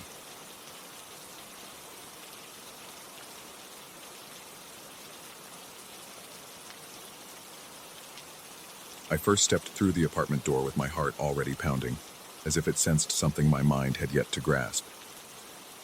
The hallway light flickered, casting frail shadows across the cramped corridor. The smell of damp plaster and old wood filled my lungs. I remember telling myself that this was only a temporary arrangement, just until I got settled in my new job. Yet the moment I turned the key in the lock, I felt a chill crawl down my spine, like a silent warning no one else could hear. My breathing hitched for a second. I wondered if I was just exhausted from the rushed move, but in that initial instant, I was convinced I wasn't alone. I'm a pragmatic man. I don't jump to paranormal explanations, nor do I enjoy scaring myself. Still, that first night, I lay awake on a mattress that felt unfamiliar, scanning the darkness as though it concealed 100 invisible eyes. The faint light from the street lamp outside slanted through the thin curtains, painting uneven stripes on the wallpaper. My pulse drummed in my ears, and every whisper of the old building seemed amplified. Pipes groaning somewhere within the walls, a subtle creak near the window frame. In the quiet, my breathing seemed unnaturally loud. At some point, I managed to drift off, but it was a restless sleep, filled with half-formed nightmares of being watched from the shadows. I woke the next morning feeling uneasy. Even though I hadn't seen or heard anything concrete, my nerves were on edge. I tried to attribute it to the stress of relocating, or perhaps the lingering adrenaline from the sudden move. But when I pulled back the covers, I noticed faint impressions on the sheets, as though two hands had pressed down on either side of my legs during the night. A rush of cold sweat prickled my skin. I rubbed my eyes and looked again. The marks were unmistakable. Shallow, elongated indentations where fingers might have been. My mouth went dry. I paced around the room for several minutes, counting the steps, trying to calm myself by focusing on something objective, anything that wasn't that unsettling image of phantom hands. Finally, I flipped the mattress and resolved not to think too hard about it. Throughout the workday, I tried to maintain concentration, but my mind kept drifting back to those marks. A coworker asked how the apartment was treating me, and I just responded that I was still getting used to the new place. I didn't mention the strange feeling or the impressions on the sheets. I felt it would sound absurd. The office lights buzzed overhead, and I found comfort in their sterile fluorescence. There, at least, I could convince myself that everything was normal. But deep down, a knot of dread coiled in my stomach, and no amount of logical reasoning managed to undo it. That night, the sense of being watched was even stronger. Every time I turned off the lamp, the darkness felt thicker, heavier, pressing down on me like a suffocating blanket. I heard a soft scraping sound near the closet, which made my heart hammer so hard it hurt. I forced myself to get up, approach the closet door, and open it. The space was empty, except for a couple of spare blankets and a musty smell. I closed it again, telling myself the noise could have been something shifting behind the walls, maybe a mouse or just the building settling. Still, the rational explanations rang hollow. I found myself trembling for no clear reason. The next morning I discovered more of those strange indentations on my sheets. This time they were near the foot of the bed, almost as though someone had leaned over, pressing hands into the fabric. My mind raced. Was I somehow thrashing in my sleep and leaving these marks myself? But they looked too deliberate, too well defined. I pressed my own hand beside one of them, trying to match it, and it didn't quite fit. My palms were wider.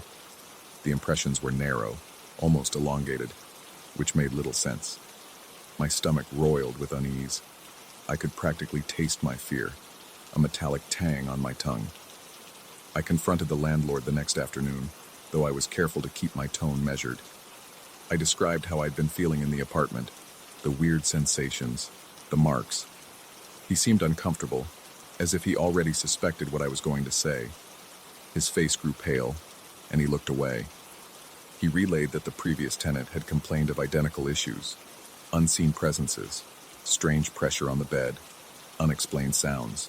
Apparently, everyone else chalked it up to psychological stress. Nobody ever investigated further. The landlord muttered that maybe I should consider seeing a doctor or a counselor for my nerves. But the way he avoided looking me in the eye told me he believed there was something else at play. I left his office with my hands shaking, the muscles in my legs twitching from tension. By the time I got home that night, my mind was a churning cauldron of anxiety. The apartment hallway felt narrower, and every step produced an echo that seemed disproportionate to the space. The scent of dust and old upholstery clung to the air, and I swore I heard a breath that wasn't mine whispering through the darkness as I entered. My heartbeat pounded in my temples, and I could feel perspiration gathering on my forehead. The rational part of me wanted to dismiss it as the product of an overactive imagination, but my entire body screamed that I was being watched. My skin prickled, and my breath caught in my throat. That evening, I tried keeping the lights on. I watched TV at a low volume, hoping for distraction, but the flicker of the screen cast unsettling shadows across the walls. Every so often I caught myself peering over my shoulder, certain that I was about to see a shape standing behind me. At one point, I heard a soft but distinct scrape near the kitchen, like something dragging lightly across the floor. When I gathered the courage to check, I found nothing out of place. My chest tightened, and I realized I was practically hyperventilating. Eventually, I forced myself to go to bed. The idea of drifting off to sleep, where I was most vulnerable, terrified me. But I reasoned that staying awake all night would only feed my paranoia. I turned off the main light and left a small bedside lamp on. Its weak glow illuminated only a portion of the room, leaving corners and edges in deep shadow. I lay there, muscles rigid, trying to focus on slow, measured breathing. Every flicker at the edge of my vision set my heart racing. Time seemed to slow until each minute stretched endlessly. At some point, fatigue overpowered me, and I drifted into a shallow sleep. I dreamt I was lying in that same bed, in that same lamp-lit room, but unable to move. I felt something press against the mattress beside me, soft, deliberate pressure. I tried to open my eyes in the dream, but I was paralyzed. Slowly, that pressure crept closer, as though someone was crawling across the bed toward me. My heart thundered as if it would burst. Then, in a surge of adrenaline, I woke with a gasp, my eyes snapping open. For a second, I couldn't discern dream from reality. The bed felt empty. The room was silent except for my ragged breathing. Yet the lamp was off. I couldn't recall turning it off. That small detail shattered any notion of comfort. The switch was on the nightstand, right beside me. I would have had to reach over to flick it. Had I done that in my sleep? I hurried to turn on the lamp again. My hand shook so violently I nearly knocked it over. A layer of cold sweat covered my arms and chest, and I realized the sheets were tangled around me as if I had struggled with something. In the dim light, I checked the edges of the bed. More indentations dotted the mattress, some of them deeper this time. I swallowed hard, feeling my stomach churn. It was too real to ignore now. Something was definitely wrong in that room. The following days melted into a sequence of tense nights and sleep-deprived mornings. My work performance suffered. I would often snap at colleagues or zone out during important discussions. My boss asked if I was under too much pressure. I explained in vague terms that I hadn't been sleeping well.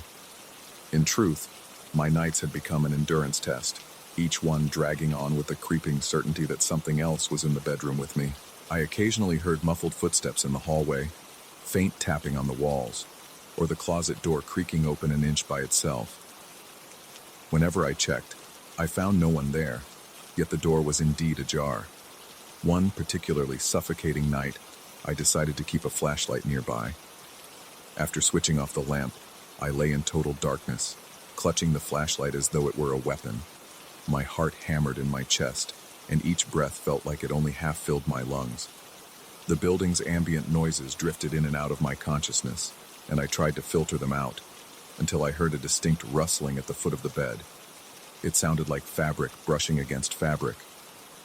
I felt an immediate wave of nausea and dread. My hands trembled, my pulse roaring in my ears, but I managed to flick on the flashlight. The bright beam illuminated empty space. The sheets were still and nothing moved. Yet, deep in my gut, I sensed a presence receding, as if it had melted into the darkness the moment I tried to expose it.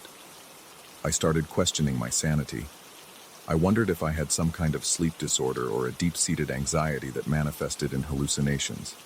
But the physical evidence, the indentations, the sensations of movement, felt too tangible to dismiss. In desperation, I asked the landlord if there was a history to this building, if anything had ever happened within these walls. He mumbled something about the structure being old, with many prior occupants, but there was no record of catastrophes or tragedies. He seemed reluctant to continue, merely suggesting that I consider a sublet if the place didn't suit me. The tension in his voice suggested he'd heard more complaints than he cared to admit. A few nights later, I reached a tipping point. The sense of being observed escalated to a point where I felt like I was suffocating.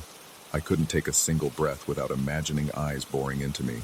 I started using the flashlight ritual again, scanning every corner of the room. My heart wouldn't slow. My fingertips tingled as though lacking proper circulation. A metallic taste clung to my tongue each time I swallowed. I sat up in bed, determined to confront whatever might be there. That was the night I saw it.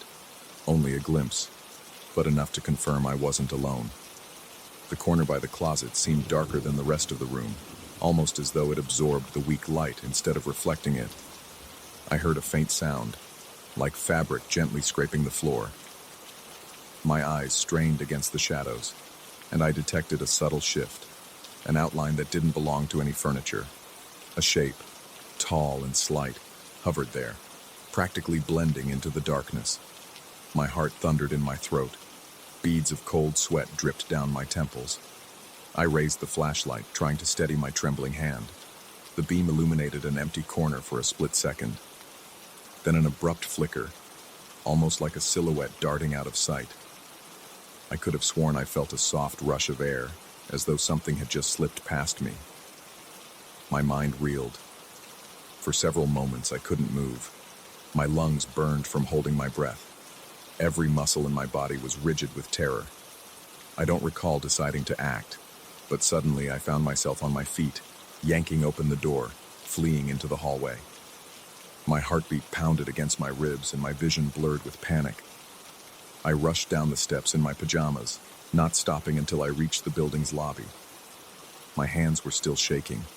My mouth felt like sandpaper.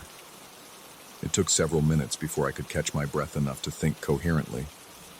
Part of me wanted to run, to leave the apartment behind forever. But something else, maybe stubbornness or pride, brought me back upstairs, albeit cautiously. I needed to know if I was losing my mind or if there really was something in that room. When I re-entered, the apartment was silent and still. The shadows looked no different from any other night. My fear was raw but oddly sharpened. I stepped toward the bedroom, half expecting to see that shape waiting for me. Instead, I found an empty space, the closet door slightly ajar again. The sheets bore the usual marks, but this time they were arranged in a way that suggested a presence had crawled slowly up from the foot of the bed to where my pillow lay. My stomach turned. The air reeked of stale perspiration and something else. An unsettling odor I couldn't place, maybe decaying fabric or old dust. I made the decision then. I gathered my essentials, clothes, laptop, documents, and left that very night. I told the landlord I was moving out immediately, citing personal reasons. He didn't protest. In fact, he seemed relieved. I found a hotel room across town, where I stayed temporarily until I sorted out a new place. but the memory of that apartment clings to me. Some nights I wake up in a cold sweat, convinced there's a weight on the edge of my bed or a shadow in the corner. My pulse races, and I can't catch my breath. I wonder if I brought something with me, or if the mere trauma of the experience planted a seed in my mind that continues to thrive in darkness. I question my sanity constantly. I doubt I'll ever have a definitive explanation for what happened in that apartment. Was it a spirit, a manifestation of cumulative anxiety, or something else entirely? Perhaps I'll never know. But whenever I recall the hiss of fabric sliding across the floor, or the tangible pressure of those inexplicable hands in the mattress, I feel a jolt of raw dread that no amount of logic can silence. It lurks in the periphery of my mind, ready to surge the moment I'm alone in the dark. Even now, in a different place, that sense of being watched, of eyes peering at me from unseen corners, remains. And I suspect it always will. Eerie so.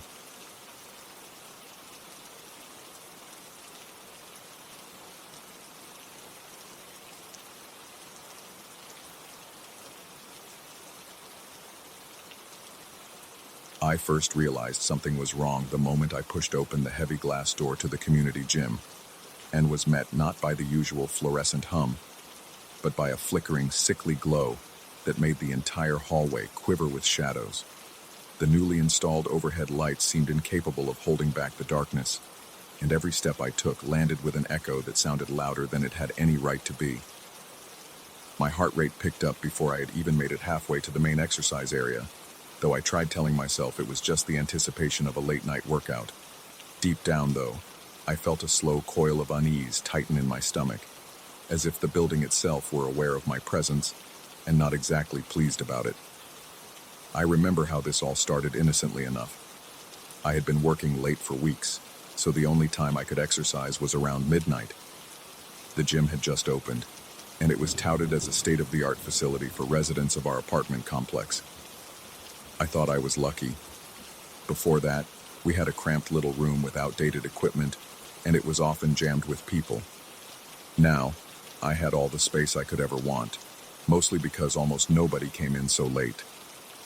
For a while, I took pleasure in the solitude, convinced it was my time to focus without the interruptions of small talk or the wait for an available treadmill. Yet, as the days turned into nights of lonely workouts, the quiet became oppressive. The hush in the air was no longer peaceful. It felt thick, charged, like something was waiting to reveal itself. It was one night, about a week into my routine, that I spotted the pale, stuttering light near the men's locker room door. Initially, I assumed it was just a bad bulb. The hallway that led to the locker rooms was poorly lit, with a couple of flickering fluorescents that looked improperly installed. I paused for a moment at the threshold, feeling a slight tremor in my hand as I reached for the door. The metal handle was colder than usual, almost icy, and when I pushed it open, I heard a faint dripping sound echo from inside. My pulse kicked up another notch, and I found myself inhaling sharply through my nose. Inside, I was greeted by a bizarre sight. One of the sinks was running at full blast, splashing water onto the countertop. No one was there. I stood frozen for a moment, wondering if a maintenance worker had left in a hurry, or if some careless person had just forgotten to turn it off. Irritated and unsettled, I crossed the tile floor, my shoes squeaking slightly, and reached for the faucet. The water felt colder than ice, causing my hand to jerk back momentarily as I cranked the handle to shut it off. The hiss of flowing water died away, leaving a stifling silence that made my ears ring. My mouth went dry, and I realized just how tense my muscles were. My reflection in the mirror looked pale under the flickering overhead light, sweat collecting at my temples despite the cool air conditioning. Then I heard it, a shuffle, almost like the gentle scrape of something being dragged across tile. It came from the far end, near the showers. The hair on the back of my neck stood up. My heart thudded against my ribs, so loud I worried it might drown out any other sound. Swallowing hard, I took a slow step toward the tiled shower stalls, half expecting to find someone rummaging around or playing a joke. I didn't call out. Somehow, raising my voice felt like it would break some unspoken truce with the darkness. As I got closer, the shuffle stopped. The quiet was so complete that my own breathing thundered in my head. After a long pause, I mustered the courage to pull the shower curtain back. Nothing.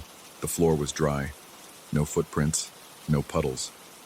I walked through each stall, flipping the curtains aside, but everything was empty and oddly still. My palms were sweating by then, and I had to rub them against my shorts. The feeling that I was being watched refused to leave me.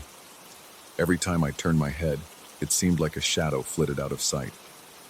By the time I left that locker room, my nerves were so on edge that every little sound in the hallway, the creak of an old vent, the hum of the lights, made me jump. I found the building's security guard in his small office near the front entrance. I remember describing what I had just witnessed with more than a little agitation in my voice.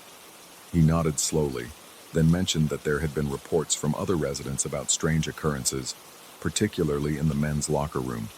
Voices so faint they might be whispers, flickering lights, faucets turning on by themselves, and the most disturbing claim: people feeling cold hands press against their backs when no one else was around. Although he said this in a level tone, the way he kept glancing at the cameras and then back at me made my stomach twist. He added that the maintenance crew found no faulty wiring for the lights, no plumbing malfunctions, no reason for these happenings to continue, yet continue they did. I should have taken that as a warning, but part of me refused to be intimidated by something that might be explained away by a rational cause. I told myself it was probably an electrical glitch, an air pressure anomaly in the pipes, or even a prank, but the gnawing unease inside me couldn't be dismissed. Over the following nights, I would catch myself pausing outside that locker room, steeling my nerves before stepping inside, just to relieve the tension in my bladder or wash my hands. Sometimes I thought I heard low whispers impossible to decipher, echoing between the walls.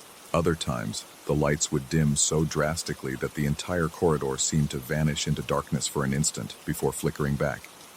Each time my heart would hammer, my breath catching in my throat. Soon enough, the locker room was not the only place that felt wrong. The main gym floor took on a strange stillness. When I walked among the weight machines, the fluorescent lights above seemed to buzz at a pitch that set my teeth on edge. The floor mats sometimes felt colder than the rest of the area, sending a chill into the soles of my feet even though I wore thick athletic shoes. More than once I had the intense impression that if I looked up at the mirrored wall behind the row of treadmills, I would see something that didn't belong. My reflection always gazed back, wide-eyed, chest heaving, and I would exhale in relief, until I noticed the corner of the mirror, where it almost seemed like a dark shape was slipping out of sight. My workouts suffered. Instead of the rigorous routines I usually followed, I found myself speeding through exercises, cutting sets short, just so I could get out of there as quickly as possible. The further I ventured from the bright, open entrance area, the more my skin prickled. A sensation of being observed relentlessly dogged me. Often I would spin around, convinced that I'd caught a glimpse of motion in my peripheral vision. But every time, there was nothing to see except the empty rows of equipment under that unpleasant glow. One particular night, I decided to confront my fear head-on. I arrived even later than usual, around 1 a.m., determined to stay until I completed every single exercise on my program. If there was something truly wrong with that place, I reasoned, maybe shining a figurative spotlight on it, my unwavering presence, would either dispel the illusions or prove them. The moment I stepped inside, I felt that oppressive atmosphere pushing down on me like a physical weight. My breath started coming faster. Undeterred, I marched straight to the free weights and began my routine. At first, the sense of dread hovered in the background. I was able to focus on my form, controlling my breathing. Then came the flickering of the overhead bulbs, more erratic than I had ever seen. Shadows danced across the floor in jagged shapes that made my pulse spike. The squeak of one of the elliptical machines made me jump, as if someone had just stepped onto it. But when I whipped my head around, it stood deserted, pedals hanging still. My body began to tremble, sweat trickling down my temple in cold beads. Halfway through a set of dumbbell curls, I heard an unmistakable sigh directly behind me.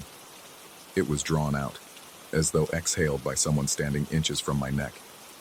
My shoulders seized up, and I nearly dropped the weights on my feet. I spun around so fast I almost lost my balance. Nothing was there. No one, at least. But I couldn't shake the feeling that something had just been leaning in, close enough to breathe on my skin. My heart hammered, my breathing went ragged, and I clutched the dumbbells with white-knuckled tension. The air felt colder, too. A subtle draft stirred the hairs on my arms, but there were no open windows or vents near that spot. I forced myself to continue. Every rep became a battle against the urge to flee.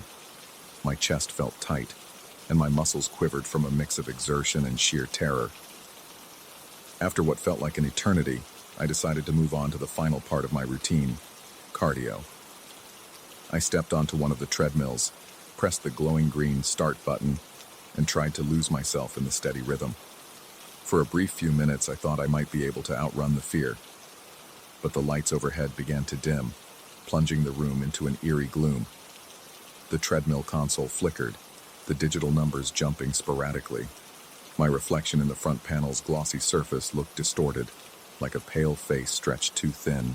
Then, out of nowhere, I felt a chill on the back of my neck, an iciness that skimmed across my skin so intensely it almost burned. It felt like fingers pressing lightly, an unmistakable sensation of touch. I gasped, stumbling on the treadmill belt and nearly crashing face first into the console. My heart thundered, and I flailed to hit the emergency stop button. Gasping for breath, I swung my head around, scanning the empty gym. That was the moment I realized I could no longer dismiss any of this as imagination. There was something in this place, something that targeted me when I was most vulnerable and alone. My entire body was shaking, sweat pouring down my face. My thoughts raced. I wanted to leave immediately, but a stubborn part of me insisted on confronting whatever was there. My rational mind kept telling me that there had to be an explanation. Faulty wiring could cause flickering lights. Water pressure issues could make faucets turn on. Illusions born of exhaustion could explain the voices. But how did I explain those cold, ghostly fingers on my neck? Adrenaline surged through me, tingling in my limbs, as I made the decision to check the locker room one more time before leaving. If I could prove something tangible was in there, maybe I could force myself to believe or disbelieve once and for all. Stepping into the hallway, I noticed the door to the locker room was slightly ajar, even though I was positive it had been shut when I arrived. My hands felt clammy, and I wiped them on my shorts before nudging the door open. The lights inside were dimmer than usual, casting elongated shadows along the floor. A faint drip resonated in the air, but I couldn't tell where it originated. My heart pounded, and I moved as quietly as I could, each step echoing in the hush. The row of sinks looked normal at first glance, and I felt a momentary lull in my anxiety. Then I caught a flash of movement in the mirror, a smudge of darkness that zipped across the reflection behind me. Panic rushed through my veins. I spun around, scanning the entire area, but saw no one. My mouth felt like sand, and my lungs struggled to take in air. The heavy smell of disinfectant and stale water clung to the back of my throat. A sudden clank from the shower stalls made me jerk so violently that a sharp pain shot through my neck. The noise was louder than before, as if something had forcefully knocked into the metal partition. Every cell in my body screamed for me to leave, but I forced myself to inch closer. The overhead light flickered more intensely, plunging the entire area into a strobe-like effect that made everything surreal, surfaces appearing and vanishing in quick bursts of illumination. I approached the stall where I thought the sound had come from, my hand trembling on the plastic curtain. Pulling it back revealed the empty floor, just like the last time, but the water knob was turned halfway on, and a thin stream of water was trickling into the drain. That's when I felt, rather than heard, a presence behind me, like a displacement of air, a shadow forming on my peripheral vision. My chest tightened, and my legs almost gave out. I refused to turn around at first, gripped by a primal fear that seeing it would confirm the worst. Still, I summoned a shaky breath, mustered every ounce of courage, and pivoted. There was nothing there. The fear that hammered through me was almost too much to bear. My vision swam. A wave of dizziness forced me to steady myself against the damp tile wall. I realized I was breathing in ragged gulps, my shirt clinging to my sweaty torso. I couldn't do it anymore. I needed to get out. Stumbling out of the locker room, I slammed the door behind me, not caring how loud it sounded. The corridor lights sputtered as though mocking my frantic escape. I made a beeline for the security guard station, half expecting to find that I was entirely alone in the building. But he was there, looking up from his desk with a startled expression.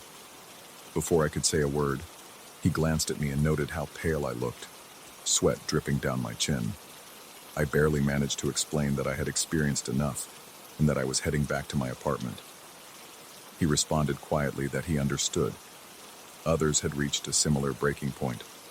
He mentioned once again that nobody had found any rational explanation for these phenomena, and that many people simply refused to come at night anymore. Leaving the gym felt like emerging from underwater. I rushed through the front door and into the open air, inhaling a deep breath. The cool night breeze on my skin was a profound relief, and I found myself trembling uncontrollably, my body purging the lingering tension. I couldn't shake the sense that something from inside those walls had followed me, though. Even as I reached the elevator to go up to my apartment, I glanced over my shoulder more than once, my heart pounding at every faint noise. Now, whenever I think about going back down there to work out at night, my stomach knots. I haven't been able to shake the feeling that the building itself has become charged with an intangible menace.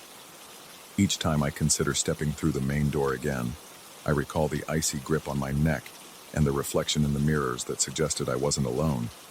My logical mind says that if no one has been physically harmed, maybe it's all just a bizarre series of coincidences. But the more primal part of my brain is certain that if I tempt fate again, I might not be so lucky.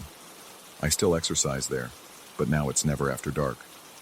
I find crowded times, even if I have to cram a quick session between meetings or on my lunch break, just to ensure I'm not alone.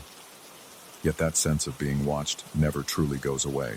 Even in daylight, I sometimes catch a glimpse of a shadow in the corner of my eye, or hear a faint whisper echoing in the vents. But what unnerves me most is how the memory of those cold, unseen hands haunts me at the edge of sleep. In my darker moments, I wonder if the real reason nobody has found a logical explanation is because none exists. The lingering chill in my bones each time I pass that hallway door reminds me that some things simply can't be explained with standard logic. I've told myself I should be grateful I got out with my sanity intact, that my experiences haven't escalated into anything more. But on some nights, when I catch a phantom movement in my peripheral vision, or feel a sudden draft even though all the windows are closed, I sense a quiet dread worming into my thoughts. There's a silent question that keeps me awake. Whatever is down there, whatever roams that locker room at night, did it really let me go? Or is it still waiting, biding its time for when I'm alone again in the echoing corridors of that gym? I don't know the answer. All I know is that I keep looking over my shoulder, especially when night falls and the corridors grow quiet. And in those hollow hours, if I ever muster enough courage to open that door again, I'm not certain what I might find, or what might find me.